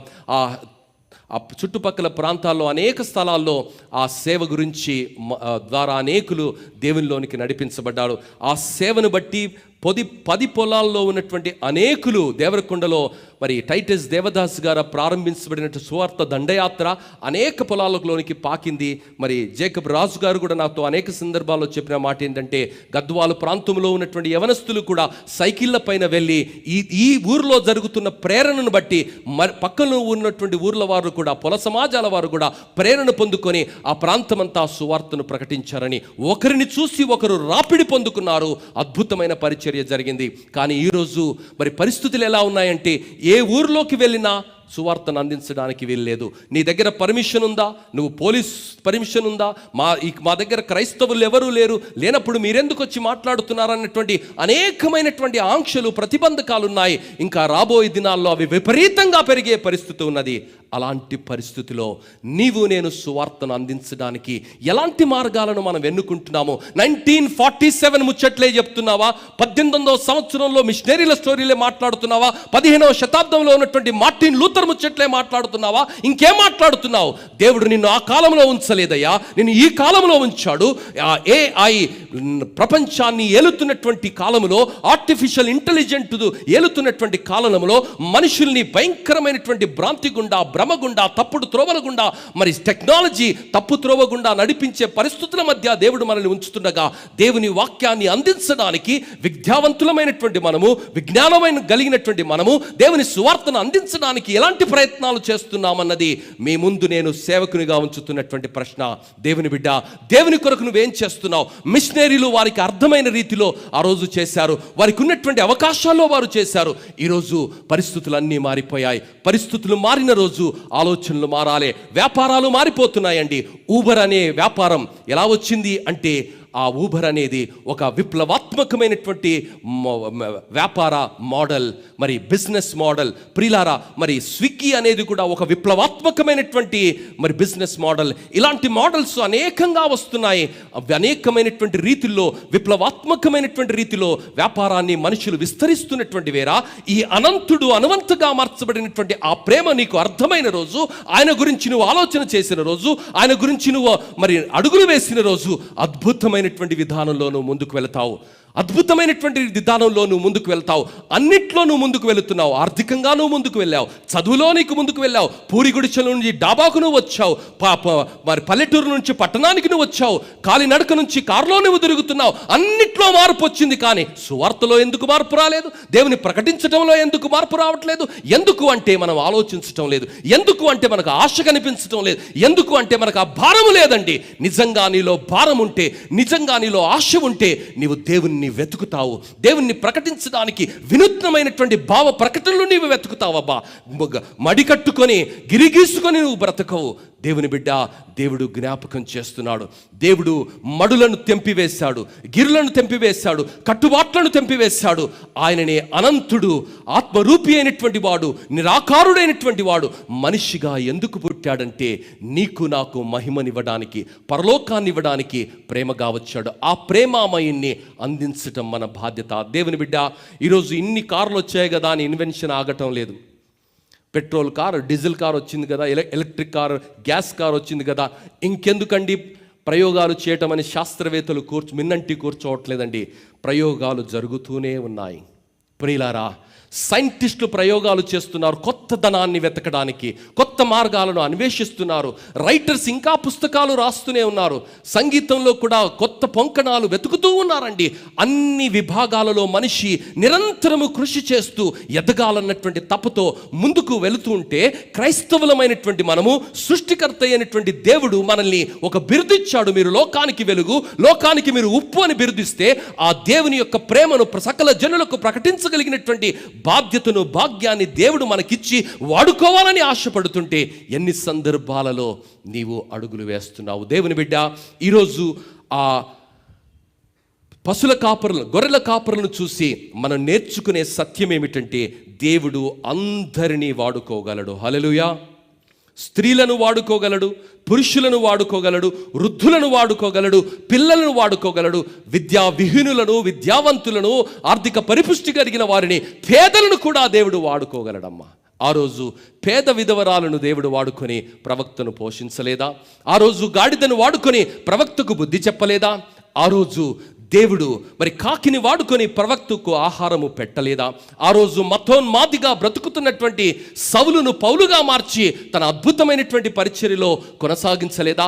ఆ రోజు మరి నరహంతకుడైనటువంటి వాణ్ణి అత్యంత దీనునిగా, మిక్కిలి దీనునిగా మార్చినటువంటి ఘనత దేవునికే. మరి దేవుడు ఆ రోజు మోషేను ఒక నరహంతకుని భూమిపైననే మిక్కిలి దీనమైనటువంటి వ్యక్తిగా మార్చాడు. తిమింగలాన్ని దేవుడు వాడుకున్నాడు, వేశ్యను దేవుడు వాడుకున్నాడు. దేవుని బిడ్డ, ఈరోజు ఈ తరములో నిన్ను వాడుకోవడానికి దేవుడు ఆశపడుతున్నాడు. అయితే ప్రశ్న ఏంటంటే, ఆ మార్పు దిశగా నువ్వు అడుగులేస్తున్నావా? ఆ మార్పు దిశగా నువ్వు అడుగులేస్తున్నావా? ఆ మార్పు దిశగా అడుగులు వేశారు. ఊరి బయట నుండి ఆ గొల్లలు ఊరిలోనికి అడుగులు వేశారు. ఆ దూత చెప్పిన మాటను నమ్మి ఊరిలోనికి అడుగులు వేశారు. ఊరిలోనికి వెళ్ళి రక్షకుని చూశారు. ఆ ఊరంతా చాటింపు వేశారు. వారే మొట్టమొదటిగా దేవుణ్ణి ఆరాధించారు. వారే ఆ దేవుణ్ణి లోకానికి పరిచయం చేశారు. దేవుని బిడ్డ, ఈరోజు దేవుడు మనల్ని మన పరిస్థితులన్నిటిలో నుండి, పాపములో నుండి, లోకములో నుండి, మరి అన్య పరిస్థితులలో నుండి దేవుడు మనల్ని విశ్వాసములోనికి నడిపించిన తర్వాత, ఆ విశ్వాసాన్ని రుచి చూసిన తర్వాత, ఆ ప్రేమను రుచి చూసిన తర్వాత ఆ దేవుని నీవు ప్రకటిస్తున్నావా అన్నది ప్రశ్న. ఈరోజు ఆ ప్రకటించడానికి మార్గాలు తెరవబడి ఉండగానే అవకాశాలను సద్వినియోగం చేసుకుందాం. ఎందుకంటే ఆ మార్గాలు మూయబడే పరిస్థితులు అతి సమీపంగా, అతి సమీప భవిష్యత్తులో మనకు కనిపిస్తుండగా, దేవుని బిడ్డ, కాలము సంకుచితంగా ఉన్నది కాబట్టి అజ్ఞానుల వలె కాకుండా జ్ఞానుల వలె దేవుడు మనకిచ్చినటువంటి ప్రతి అవకాశాన్ని దేవుని కొరకు మనం వాడుకుందాం. మరి దేవుని కొరకు వాడుకునే ప్రతి అవకాశాన్ని దేవుని మహిమ కొరకు మనం వాడుతాం. ఎందుకంటే ఈ భూమిపైన, ఈ దేశంలో మరి ముఖ్యంగా ప్రతి దానిని మనుషులు మొక్కుతున్నారు. ఈ మధ్య కాలంలో ముఖ్యమంత్రి గారు ఒక మాట అన్నారు, 3 కోట్ల మంది దేవతలు, దేవుళ్ళు ఉన్నారని. ప్రియులారా, మరి ఇంత విశ్వాసము, ఇంత భక్తి భావన కనిపిస్తున్నటువంటి ఈ దేశంలో నా యేసును ఎందుకర్రా అన్యమతస్థుడు, అన్యకులస్థుడు, అన్య దేశస్థుడు అంటున్నారంటే వారికి అర్థమయ్యే రీతిలో మనం బోధించటం లేదు. మన సాక్ష్యం సరిగా లేదు, మన జీవితాలు సరిగా లేవు. దేవుడు మరొక జీవితాన్ని, మరొక అవకాశాన్ని 2025 సంవత్సరంలో 2025లో డిసెంబర్ 25 వరకు మనల్ని బ్రతికించాడు. ఎందుకో తెలుసా? ఆ సువార్తను ప్రకటించడానికి, ఆమేన్, ఆ సత్యాన్ని బోధించడానికి, మిన్నంటి కూర్చోవడానికి కాదమ్మా. అంది వచ్చిన అవకాశాన్ని దేవుని సువార్తను ప్రకటించాలి. మనమే ఆరాధించుకోవటం కాదు. నిన్న దేవరకొండలో కూడా అదే చెప్పాను నేను. We have started a revolutionary thinking, a revolutionary thought in our church. We have had a united Christmas which was glorious and brought glory to God. What an amazing, we never anticipated that kind of outcome, but it was God's doing. ప్రతి ఒక్కరు స్పందించారు, నేను సహితం అంటూ, నువ్వు each one catch one అని ప్రతి ఒక్కరు తీసుకొని వచ్చారు. యేసు ప్రభు పుట్టుక నుండి యేసు ప్రభు రెండవ రాకడ వరకు సువార్త అందించబడింది. మరి ఆ చూసినటువంటి వారు ఎవరు కూడా నాకు సువార్త అందలేదు అని చెప్పగలిగినటువంటి పరిస్థితి లేదండి. ఈరోజు బేతేలు సంఘంగా మరి మనము ఆ సువార్తను అందించాము, నాయకులకు అందించాము, ప్రజాప్రతినిధులకు అందించాము, మరి క్రైస్తత్వాన్ని అపహాస్యం చేసే వారికి కూడా అందించాము, ప్రేమతో అందించాము, దీనత్వంతో అందించాము, మంచితనంతో అందించాము, మంచి మనస్సుతో అందించాము. మనముకు మనమే పాటలు పాడుకోవడం, మనమే నాట్యం ఆడటం కాదయ్యా. ఒక భక్తుడు అంటాడు, రెండవసారి సువార్త వినడానికి ఎవడికి కూడా అవకాశం ఉండకూడదు. ఎందుకంటే విననటువంటి వారు కోట్ల మందిగా ఈ లోకంలో ఉండగా ప్రతి ఒక్కరికి సువార్త అందించబడాలంటే మనమందరము అడుగులు వేయాలి, మనమందరము చేయి కలపాలి. రాబోయే కాలంలో ఇంకా అద్భుతంగా జరిగించాలి. పొరుగువానికి సువార్తను అందించాలి. భారతదేశం గురించి మాట్లాడుతున్నాం, దక్షిణ భారతదేశం గురించి మాట్లాడుతున్నాం, మధ్యప్రదేశ్ గురించి మనం మాట్లాడుతున్నాం, చైనా గురించి మనం ప్రార్థన చేస్తున్నాం, సుడాన్ గురించి మనం ప్రార్థన చేస్తున్నాం, మరి మిడిల్ ఈస్ట్ గురించి మనం ప్రార్థన చేస్తున్నాం. ప్రార్థన చేయండి, చేయాలి, తప్పకుండా చేయాలి. కానీ అంతకన్నా ముఖ్యమైనది ఏంటో తెలుసా? నీ పొరుగువాని గురించి ఎప్పుడు నువ్వు ప్రార్థన చేస్తావు? నీ పొరుగువాన్ని నువ్వెప్పుడు ఆహ్వానిస్తావు? When we went to Chippendale administrative office, Chippendale secretary గారు అన్నారు, it is a mind blowing initiation. ఇంతవరకు మేము ఇన్ని రోజుల నుంచి ఉన్నాం, కానీ ప్రేమతో మమ్మల్ని పిలవడానికి ఎవరూ రాలేదండి. ఈరోజు మీరు వచ్చారు, తప్పకుండా మేము వస్తాము. దేవునికి స్తోత్రం. దేవుని బిడ్డ, ఈరోజు మన ఆలోచన మారినంత వరకు మన జీవితాలు మారవు, ఆలోచనలు మారినంత వరకు మన బ్రతుకులు మారవు, ఆలోచన మారినంత వరకు సువార్తను మనం తీసుకొని వెళ్ళలేము. ఎప్పుడు జరుగుతున్న లోపాలను వెతకటం కాదు. It is common, some times it happens, but never ever see the negativity of it, but see the positiveness of Jesus Christ. యేసు ప్రభు మనుషులందరూ ఆ వ్యక్తుల్లో తప్పిదాన్నే వెతికారు, వారిని వెలివేశారు. కానీ ఆ వ్యక్తుల్లో ఉన్నటువంటి అద్భుతమైనటువంటి తగ్గింపును దేవుడు చూశాడు, అద్భుతమైనటువంటి విధేయతను దేవుడు చూశాడు, వారి స్పందనను దేవుడు చూశాడు. కాబట్టి దేవుడు వారికి సువార్తను అందించాడు. దేవుని బిడ్డ, ఈరోజు మరి ఏ సంఘము ఆలోచించని విధంగా, ఏ సంఘము అడుగులు వేయని విధంగా నీవు నేను అడుగులు వేయాలి. ఎందుకో తెలుసా? మెననైట్ హిస్టరీ నీకు తెలవాలి. మెనో సైమన్, ద ఫౌండర్ ఆఫ్ మెనోనైట్స్, ఆయన 15వ శతాబ్దంలో ఏదైతే ప్రొటెస్ట్ చేశారో రోమన్ క్యాథలిక్స్ యొక్క తప్పుడు సిద్ధాంతాలను, ఆ తప్పుడు సిద్ధాంతాలను ఎడ్డకట్టినటువంటి మెననైట్ వ్యవస్థాపకుడు చైల్డ్ బ్యాప్టిజంను ఆయన అపోజ్ చేశాడు. Child baptism is not biblical అని ఆయన అపోజ్ చేశాడు. దేవుని బిడ్డ, ఆ అద్భుతమైనటువంటి ఆలోచన దేవుడు ఆయనకు బయలుపరిచాడు. మరి ఈరోజు ఆ ఆలోచనలో అనేకులు గౌరవించి ఆ దైవికమైనటువంటి సిద్ధాంతానికి విధేయత చూపిస్తున్నారు. దేవుని బిడ్డ, ఈరోజు అనేకమైన సంఘాలలో చాలా రకాల ఆచారాలు జరుగుతున్నాయి, సువార్త ప్రకటించడం పడటం లేదు. కానీ ఈరోజు ఎంబీ బేతేలు సంఘము 2025 సంవత్సరం డిసెంబర్ 18వ తారీఖు జరిగినటువంటి ఒక విప్లవాత్మకమైనటువంటి మార్పు ద్వారా అనేకులను మనం ఆహ్వానిస్తాము. ప్రతి సంవత్సరము, ప్రతి నెల, ప్రతిరోజు సువార్తను అందించడానికి ప్రతి ఒక్కరిని ప్రేరేపిస్తాము. ఎందుకో తెలుసా? దేవుని రాకడ సమీపంగా ఉన్నది. All that we are fighting for will be left here and we will be carried away by the holy spirit into his eternal heaven. దేవుని బిడ్డ, ఆ రోజు సమీపంగా ఉన్నది. దేవుని రాకడ సమీపంగా ఉన్నది. మధ్యాకాశంలో దేవుడు రాబోతున్నాడు. మరి సువార్తను ప్రకటించినటువంటి వారందరికీ కూడా బహుమానాలు ఇవ్వబడే అవకాశము. పాస్టర్లు వారి స్థాయిలో చేస్తారు, డీకర్లు వాళ్ళ స్థాయిలో చేస్తారు, సంఘ పెద్దలు వాళ్ళ స్థాయిలో చేస్తారు, క్వైర్ వారు వాళ్ళ స్థాయిలో చేస్తారు. మరి మనం అందరము కూడా కలిసి చేయగలము, మన స్థాయిలో మనం చేయగలము. దేవుని బిడ్డ, ఈ క్రిస్మస్ దినాన దేవుడు ఆ గొల్లలను ఎందుకు చూపిస్తున్నాడో తెలుసా? నిరాకరించబడిన వారు, దేనికి పనికిరానటువంటి వారు అనుకున్న వారు, మరి పేదలుగా ముద్ర వేయబడినటువంటి వారు, దొంగలుగా ముద్ర వేయబడినటువంటి వారు, అనగారిన జాతులుగా ముద్ర వేయబడినటువంటి వారు, నిరాకరించబడినటువంటి వారు, నీచ కులస్తులుగా, అంటరాని వారుగా పరిగణించబడినటువంటి ఆ సామాజిక హోదా కలిగినటువంటి ఆ గొల్లలనే దేవుడు ఒక ప్రపంచంలా వాడుకున్నాడు. దేవుడు ఆ సువార్త సువార్తను ప్రకటించడానికి వాడుకున్నాడు. రాజులను సిగ్గుపరచడానికి, మరి పేదలను ఎన్నుకున్నటువంటి దేవుడు, పెంటకుప్ప మీద ఉన్న వారిని రాజులకు, జ్ఞానులకు బుద్ధి చెప్పడానికి లేవనెత్తగలిగినటువంటి దేవుడు, మారని దేవుడు, మాట తప్పని దేవుడు. 2025 సంవత్సరంలో నిన్ను నన్ను వాడుకోవడానికి, బేతేలు సంఘాన్ని ఆయన ఆత్మ ద్వారా స్పృశించి వాడుకోవడానికి ఆయన ఇష్టపడుతున్నాడు. దేవుని బిడ్డ, దేవుడు మనల్ని అభినందించే రోజున్నది, దేవుడు మనల్ని హర్షించే రోజున్నది, దేవుడు మనల్ని దీవించే రోజున్నది. ఆ రోజు ఆ గొర్రెల కాపరులను దేవుడు ఎందుకు ఎన్నుకున్నాడంటే విధేయతను బట్టి, తగ్గింపును బట్టి. ప్రియులారా, మరి ఈరోజు ఆ విధేయత, తగ్గింపు నేర్చుకునే నైజం నీలో ఉంటే అద్భుతంగా దేవుడు నిన్ను వాడుకుంటాడు. చివరిదిగా దేవుడు ఆ గొర్రె కాపరులను ఎందుకు ఎన్నుకున్నాడో తెలుసా? ధైర్యంగా బ్రతకడం తెలిసిన వారు, అవసరమైతే ప్రాణం పెట్టుటకు కూడా సిద్ధమైన వారు. చీకట్లో ఉంటావా?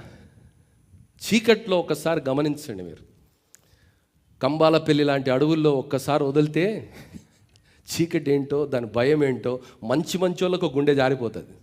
ప్రియులారా, ఈ గొల్లలకు ఎంత గుండె ధైర్యం అంటే, చిక్కని చీకటిలో కూడా, మనిషికి కనిపించాలన్నటువంటి చీకటిలో కూడా గొర్రెల కొరకు వారు కాపలాగా రాత్రంతా అడవిలో ఉంటారమ్మా.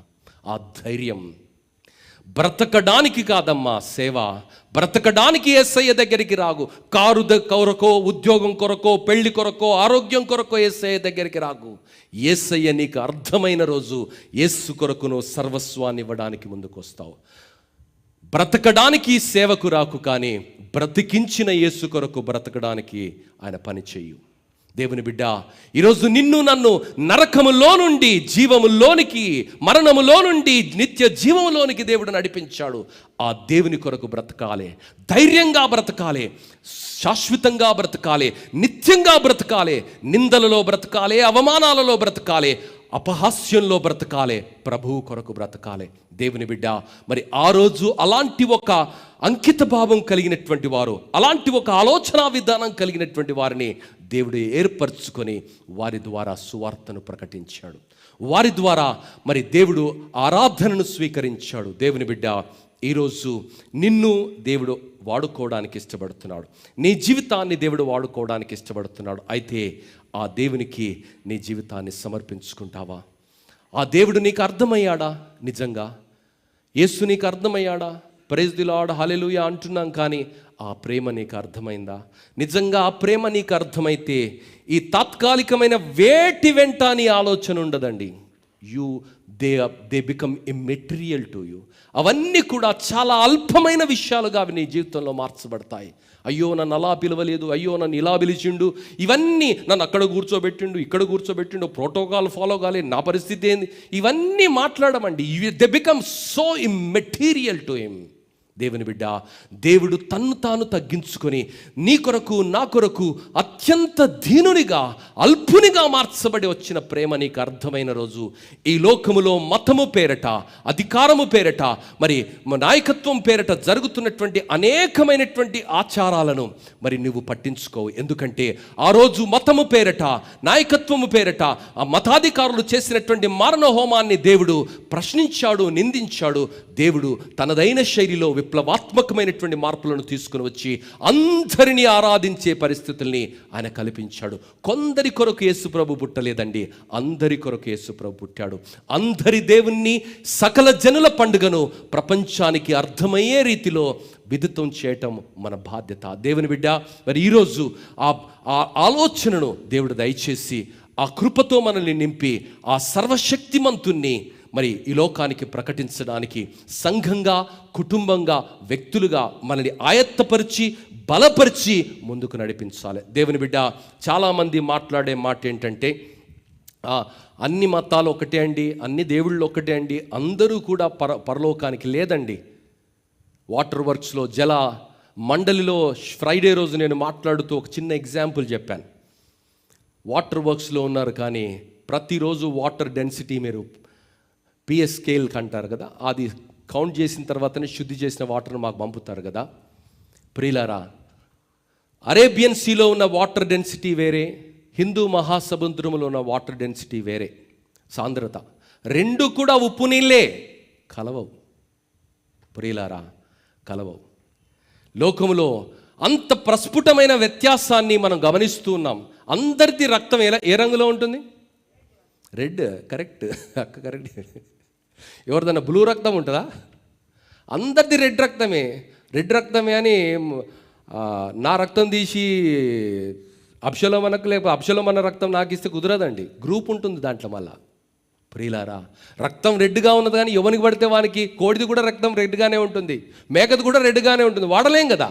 దేవుని బిడ్డ, అన్ని నీళ్ళు ఒకటే కాదు, అన్ని రక్తాలు ఒకటే కాదు, అన్ని మనుషులు ఒకటే కాదు, అన్ని నేలలు ఒకటే కాదు. ఇంత స్పష్టమైనటువంటి మరి న్యాచురల్ ఎసెన్స్ దేవుడు సృష్టిలో పెట్టి మనతో మాట్లాడుతుంటే, అన్ని మతాలు ఒకటే, అన్ని మార్గాలు ఒకటే, అన్ని దేవుళ్ళు ఒకటే అన్నటువంటి వితండవాదము, విపరీతవాదము లోకంలో ఉన్న రోజు ఏసే మార్గమని, ఏసే సత్యమని, ఏసే జీవమని, ఆయనలోనే నిత్య జీవమని ఎలా చెప్పాలి?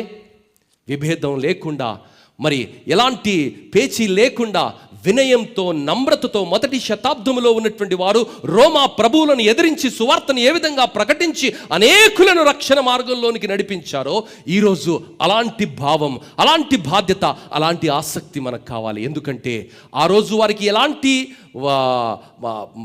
ప్రోత్సాహం లేదండి. అధికారుల నుంచి ప్రోత్సాహం లేదు, సమాజాల నుంచి ప్రోత్సాహం లేదు వారికి. కానీ ఆ పరిస్థితుల్లో కూడా వారు అంత ముందుకు వెళ్ళడానికి కారణం ఏమిటంటే ప్రభువు కొరకు వారు పరితపించారు. దేవుని బిడ్డ, ఈరోజు అధికారాలు మనకు తోడుగా ఉన్నారు, ప్రభుత్వాలు మనకు సహాయం చేస్తున్నాయి, ప్రతిపక్షాలు కూడా మనకు సహాయం చేస్తున్నాయి, అందరూ మనకు సహాయం చేస్తున్నారండి. సంఘం సహాయం చేస్తుంది, అందరూ సహాయం చేస్తున్నది. కానీ ఎక్కడ వేసిన గొంగలి అక్కడనే అన్నట్టుగా జీవితాలు ఉంటుండగా, దేవా 2025 నుండి 26వ సంవత్సరంలోనికి మీరు మమ్మల్ని నడిపిస్తుండగా, 26వ సంవత్సరంలో విప్లవాత్మకమైనటువంటి మార్పులతో సంఘాలను ప్రారంభించడానికి, సేవకులను ప్రోత్సహించడానికి, నూతన ఆత్మలను వెతకడానికి, నీ సువార్తను ఇంకా బలంగా, శక్తివంతంగా అనేకులకు విస్తరించడానికి నీ కృపను, నీ సహాయాన్ని మాకు దయచేయమని దేవుని వేడుకుందాం. దేవుని బిడ్డ, ఎప్పుడో మన చివరి శ్వాస, ఎప్పుడో మన చివరి రోజు తెలవదమ్మా. ఆ రోజు రాకమునుపే, దేవుని రాకమునుపే దేవుని కొరకు రోషంగా బ్రతుకుదాం, నమ్మకంగా బ్రతుకుదాం, దీనంగా బ్రతుకుదాం, క్రీస్తు సువార్తను అందిస్తాం. ఆ రోజు దేవుడు ఆ భాగ్యాన్ని గొల్లలకిచ్చాడు. ఆ గొల్లలు ఆ సువార్తను ప్రకటించారు. మరి దేవుని చేత అద్భుతమైన ప్రతిస్పందనను వారు పొందుకున్నారు. దేవుని యొక్క మరి అద్భుతమైన ఆశీర్వాదాలను వారు పొందుకున్నారు. ఈరోజు ఈ తరములో మనం పొందుకునే కృప దేవుడు దయచేయనుగాక. తల్లు వంచినట్లయితే ప్రార్థన చేసుకుందాం. అమ్మ, అక్క, తమ్ముడు, ఈరోజు దేవుడు నీకు అర్థమయ్యాడా? ఆయన ప్రేమ నీకు అర్థమైందా? దేవుని రాకడ చాలా సమీపంగా ఉన్నది. నువ్వు చూస్తున్న ప్రతి పరిస్థితి భయంకరమైన పరిస్థితి, దేవుని రాకడ సమీపంగా ఉన్నదని చెబుతున్నది. మొదటి రాకడలో చెప్పబడిన ప్రతి ప్రవచనాన్ని అక్షరార్థంగా దేవుడు నెరవేరుస్తూ మొదటి రాకడలో బెత్లెహేములో ఆయన పుట్టాడు. ఈ పరిస్థితులు మీరు చూస్తున్నప్పుడు, యెరూషలేము పైన ముట్టడి జరుగుతున్నప్పుడు, మరి భయంకరమైనటువంటి పాపము పెచ్చుమీరుతున్నప్పుడు, భక్తి అనే భావన కనిపిస్తూ విశ్వాసము సన్నగిలుతున్నప్పుడు, మనుషులు నైతికంగా పతనమైన సమాజాలలో మీరు బ్రతుకుతున్నప్పుడు, పాపము పెరుగుతున్నటువంటి వేళ, మితమీరినటువంటి స్వార్థము అధికమవుతున్నటువంటి వేళ, నా రాకడ సమీపంగా ఉన్నది, దొంగవలే నేను రాబోతున్నాను, జాగ్రత్తగా ఉండండి, మెలకువగా ఉండండి, మీ రక్షణను మీరు కాపాడుకోండి అని దేవుని వాక్యము పదే పదే ఘోషిస్తుండగా, ఆ మొదటి రాకడను అనేకులు ఆ పట్టణంలోనే ఉండి దే హ్యావ్ లాస్ట్ ఇట్. దేవుని బిడ్డ, హేరోదు యేసు ప్రభును చూడలేకపోయాడు. కారణం ఏమిటంటే ఆయనలో అసూయ ఉన్నది, ఆయనలో ద్వేషం ఉన్నది, ఆయనలో నటన ఉన్నది, నిజమైన భక్తి లేదు. దేవుని బిడ్డ, ఈరోజు నిజమైన భక్తి నీలో లేకపోతే, నటన, ద్వేషము, వేషధారణ నీలో ఉంటే, యేసు రెండవ రాకడలో ఆయన నువ్వు ఎత్తబడని స్థితి దేవుని వాక్యం సెలవిస్తుంది. ఎవడు దీనుడై విరిగి నలిగిన హృదయముతో నన్ను ఆరాధిస్తాడో, ఆత్మతో సత్యముతో నన్ను ఆరాధిస్తాడో, దీనంగా నన్ను ఆరాధిస్తాడో, ఆ వ్యక్తులను నేను దృష్టిస్తాను. ఈరోజు ఆ స్థితి నీలో ఉన్నదా? ఉంటే ఆ మొదటి రాకడలో గొల్లలు ఎంత ధన్యులుగా ఎంచబడ్డారో, రెండవ రాకడలో నీవు, నీ కుటుంబం ఆ ధన్యతను పొందుకుంటుంది. ఆ ధన్యత లేని అనేకులకు ఈ సువార్తను మనం అందిస్తాం. గిరులు గీసుకొని కట్టుబాట్లలో బ్రతకటం కాదు. అయ్యా, నూతనమైన ఆలోచన నాకు దయచేయి. ఆ రోజు మిషనరీలు ఖండాలను దాటి వచ్చారయ్యా, మేము కాలనీలను దాటి వెళ్ళలేకపోతున్నాము, గడప దాటి బయటికి వెళ్ళలేకపోతున్నాము, క్షమించయ్యా. ఆ రోజు ఖండాలను దాటి వచ్చినటువంటి ప్రేమ, త్యాగం మా హృదయాలలో దయచేయండి అయ్యా. ఈరోజు మేము ఖండాలు దాటవలసిన అవసరం లేదు, కానీ ఆలోచనే జీవితాలను మార్చగలిగినటువంటి విప్లవాత్మకమైనటువంటి సాంకేతిక పరిజ్ఞానము వర్ధిల్లుతున్నటువంటి తరంలో మేమున్నాం ప్రభా. ఆ ఆలోచనతో మమ్మల్ని నింపండి, మా యవన బిడ్డల్ని నింపండి, మా స్త్రీలను నింపండి, మా పురుషుల్ని నింపండి, మా సంఘాన్ని, మా కుటుంబాలను నింపండి. మెననైట్ సంస్థలోనే ఒక పేరెన్నిక కలిగిన, మాదిరి కలిగినటువంటి సంఘంగా అనేకులకు ఒక జ్వాలగా, జ్యోతిగా మా జీవితాలు ప్రభా ఒక ఉప్పెనలా పరిచయం చేయండి. మా జీవితాలు, మా ఆలోచన విధానము ప్రభా కాన్ఫరెన్స్ అంతటిని ఉజ్జీవాగ్ని చేత రగిలించడానికి, సువార్త కొరకు ప్రతి ఒక్కరూ పునరంకితం చేసుకోవడానికి మా అడుగులను స్థిరపరిచి నడిపించండి అయ్యా. ఇప్పటికే ఎంతో సమయాన్ని వ్యర్థం చేసుకున్నాం, ఇంకా ఎన్నో అవకాశాలను చేజార్చుకున్నాం ప్రభా. ఇక నుంచైనా ముందుకు వెళ్ళి సువార్తను ప్రకటించడానికి, నేను సైతము నా యేసుతో అన్న నినాదముతో ముందుకు వెళ్ళి ప్రతిరోజు సువార్తను అందించడానికి, ప్రతి నిమిషం సువార్తను అందించడానికి, క్రీస్తు రాజ్యాన్ని ప్రకటించడానికి, రాజ్యంలో చేర్చడానికి మమ్మల్ని అందరినీ ఆయత్తపరచండి అయ్యా. మాలో ప్రతి తలాంతును వాడుకోనండి అయ్యా, మాలో ప్రతి బిడ్డను వాడుకోనండి అయ్యా. స్త్రీలను, పురుషులను, పిల్లలను, యవనులను ప్రతి ఒక్కరిని ఆత్మాభిషేకంతో నింపండి. ఆ రోజు పెంతెకోస్తు దినాన ఆ 120 మంది పైన ఏ అగ్ని నాలుక చేత వారిని దహించి వేశావో, అలా మా సంఘాన్ని కూడా అగ్ని చేత దహించి ఆత్మ వర్షాన్ని కుమ్మరింపచేసి రగులుతూ అనేకులను రగిలించడానికి నీ కృపను దయచేయండి. పాపాన్ని, ద్వేషాన్ని, పగను, అసూయను, పనికిరానితనాన్ని తగలబెట్టి నీ ఆత్మ ద్వారా ప్రేమ విప్లవాన్ని ఉద్దీవింపచేయండి అయ్యా. ప్రతి జీవితాన్ని ప్రభా మేము వెలిగించడానికి, ప్రతి జీవితాన్ని సారముతో నింపడానికి నీ కృపను, నీ సహాయాన్ని దయచేయండి. దేవుని బిడ్డ, మౌనంగా ఒక్క నిమిషం ప్రార్థన చేసుకుందాం. దేవా, 2025 సంవత్సరం ఆఖరి వారంలోనికి నేను వెళుతున్నాను. నీ చిత్తమైతే 26వ సంవత్సరంలో బ్రతికిస్తే నీ కొరకే బ్రతుకుతా. చెడును చూడను, చెడు గురించి మాట్లాడా, చేతనైన మేలు, చేతనైన మంచి చేయడానికి నా వంతుగా నేను ముందుకు అడుగు వేస్తా. అవును నాయనా, నీవు చెడు గురించి మాట్లాడడానికి రాలేదయ్యా, చెడును రూపుమాపడానికి వచ్చావు. హల్లెలూయా. మా జీవితాలలో కూడా చెడు గురించి ఎంతసేపు మాట్లాడినా, చీకటి గురించి ఎంతసేపు మాట్లాడినా లాభం లేదయ్యా. ఆ చీకటి పోవాలంటే వెలుగుతున్న మా దీపం ఆ చీకటిలో నిలబడాలి. ఆ చీకటి, ఆ వెలుగే ఆ చీకటినంతా వెలుగొడుతుందయ్యా. అలా మమ్మల్ని వెలుగుగా మార్చండి, మా జీవితాలే ఒక ప్రేరణగా మార్చండి. 26వ సంవత్సరం ప్రభావవంతమైన సంవత్సరంగా, ఫలభరితమైన సంవత్సరంగా, అనేకుల జీవితాలకు దీవెనకరమైన సంవత్సరంగా, నీ నామానికి మహిమకరమైన సంవత్సరంగా మా జీవితాలకు ఉపకరించును గాక. పరలోకమందున్న మా మంచి తండ్రి, మీకు వందనాలు స్వామి. ఆ రోజు నిరాకరించబడిన వారు, తూలనాడబడిన వారు, అంటరాని వారుగా, దొంగలుగా ముద్ర వేయబడినటువంటి వారిని ఆకాశములో నుండి పిలిచి, బాధ్యతనిచ్చి, అభిషేకించి, బలపరిచి, భరోసానిచ్చి ముందుకు నడిపించిన దేవా, మారని తండ్రి నీకు వందనాలు. ఈరోజు మెననైట్స్గా మా సంఘాలలోనే కాదు ప్రభా, ఈ ధార్మిక లోకములో, తెలంగాణ రాష్ట్రములో, హైదరాబాదు పట్టణములోనే అనేకమైనటువంటి స్థలాలకు సువార్తను అందించడానికి, సర్వలోకానికి వెళ్ళి సువార్తను ప్రకటించడానికి వినూత్నమైనటువంటి ఆలోచన విధానముతో మమ్మలను అభిషేకించండి ప్రభా. అవును నాయన, వ్యాపారవేత్తలు సామ్రాజ్యాలను ప్రపంచవ్యాప్తంగా విస్తరింప చేసుకుంటున్నారు. రాజకీయ నాయకులు వారి రాష్ట్రంలో నుండి పక్క రాష్ట్రాలకు వెళ్ళిపోతున్నారు, రాజకీయాలను విస్తరింప చేసుకుంటున్నారు. వ్యాపారాలు విస్తరిస్తున్నాయి, రాజకీయాలు విస్తరిస్తున్నాయి, ఆరోగ్య సంస్థలు కూడా విస్తరిస్తున్నాయి. కానీ సేవ మాకు అప్పచెప్పావు నాయన, మేము విస్తరింప చేస్తామని ఒక తలాంతు కలిగిన వాని వల్ల మేము ఆలోచిస్తున్నాం ప్రభా. చెడును మాత్రం మాత్రమే చూస్తున్నాం, కానీ మా తలాంతి ఏంటో మేము గుర్తించలేకపోతున్నాము. ఆ 5 తలాంతులు కలిగిన వాడు ఏ విధంగా ఆ 10 తలాంతులుగా మార్చాడో ప్రభా, మాకు ఇవ్వబడినటువంటి ఈ ఒక్క జీవితాన్ని నమ్మకంగా యథార్థంగా మేము జీవించి అనేకులకు ఈ సువార్తను అందించడానికి నీ కృపను, నీ సహాయాన్ని, నడిపింపును మీరు మాకు దయచేయండి అయ్యా.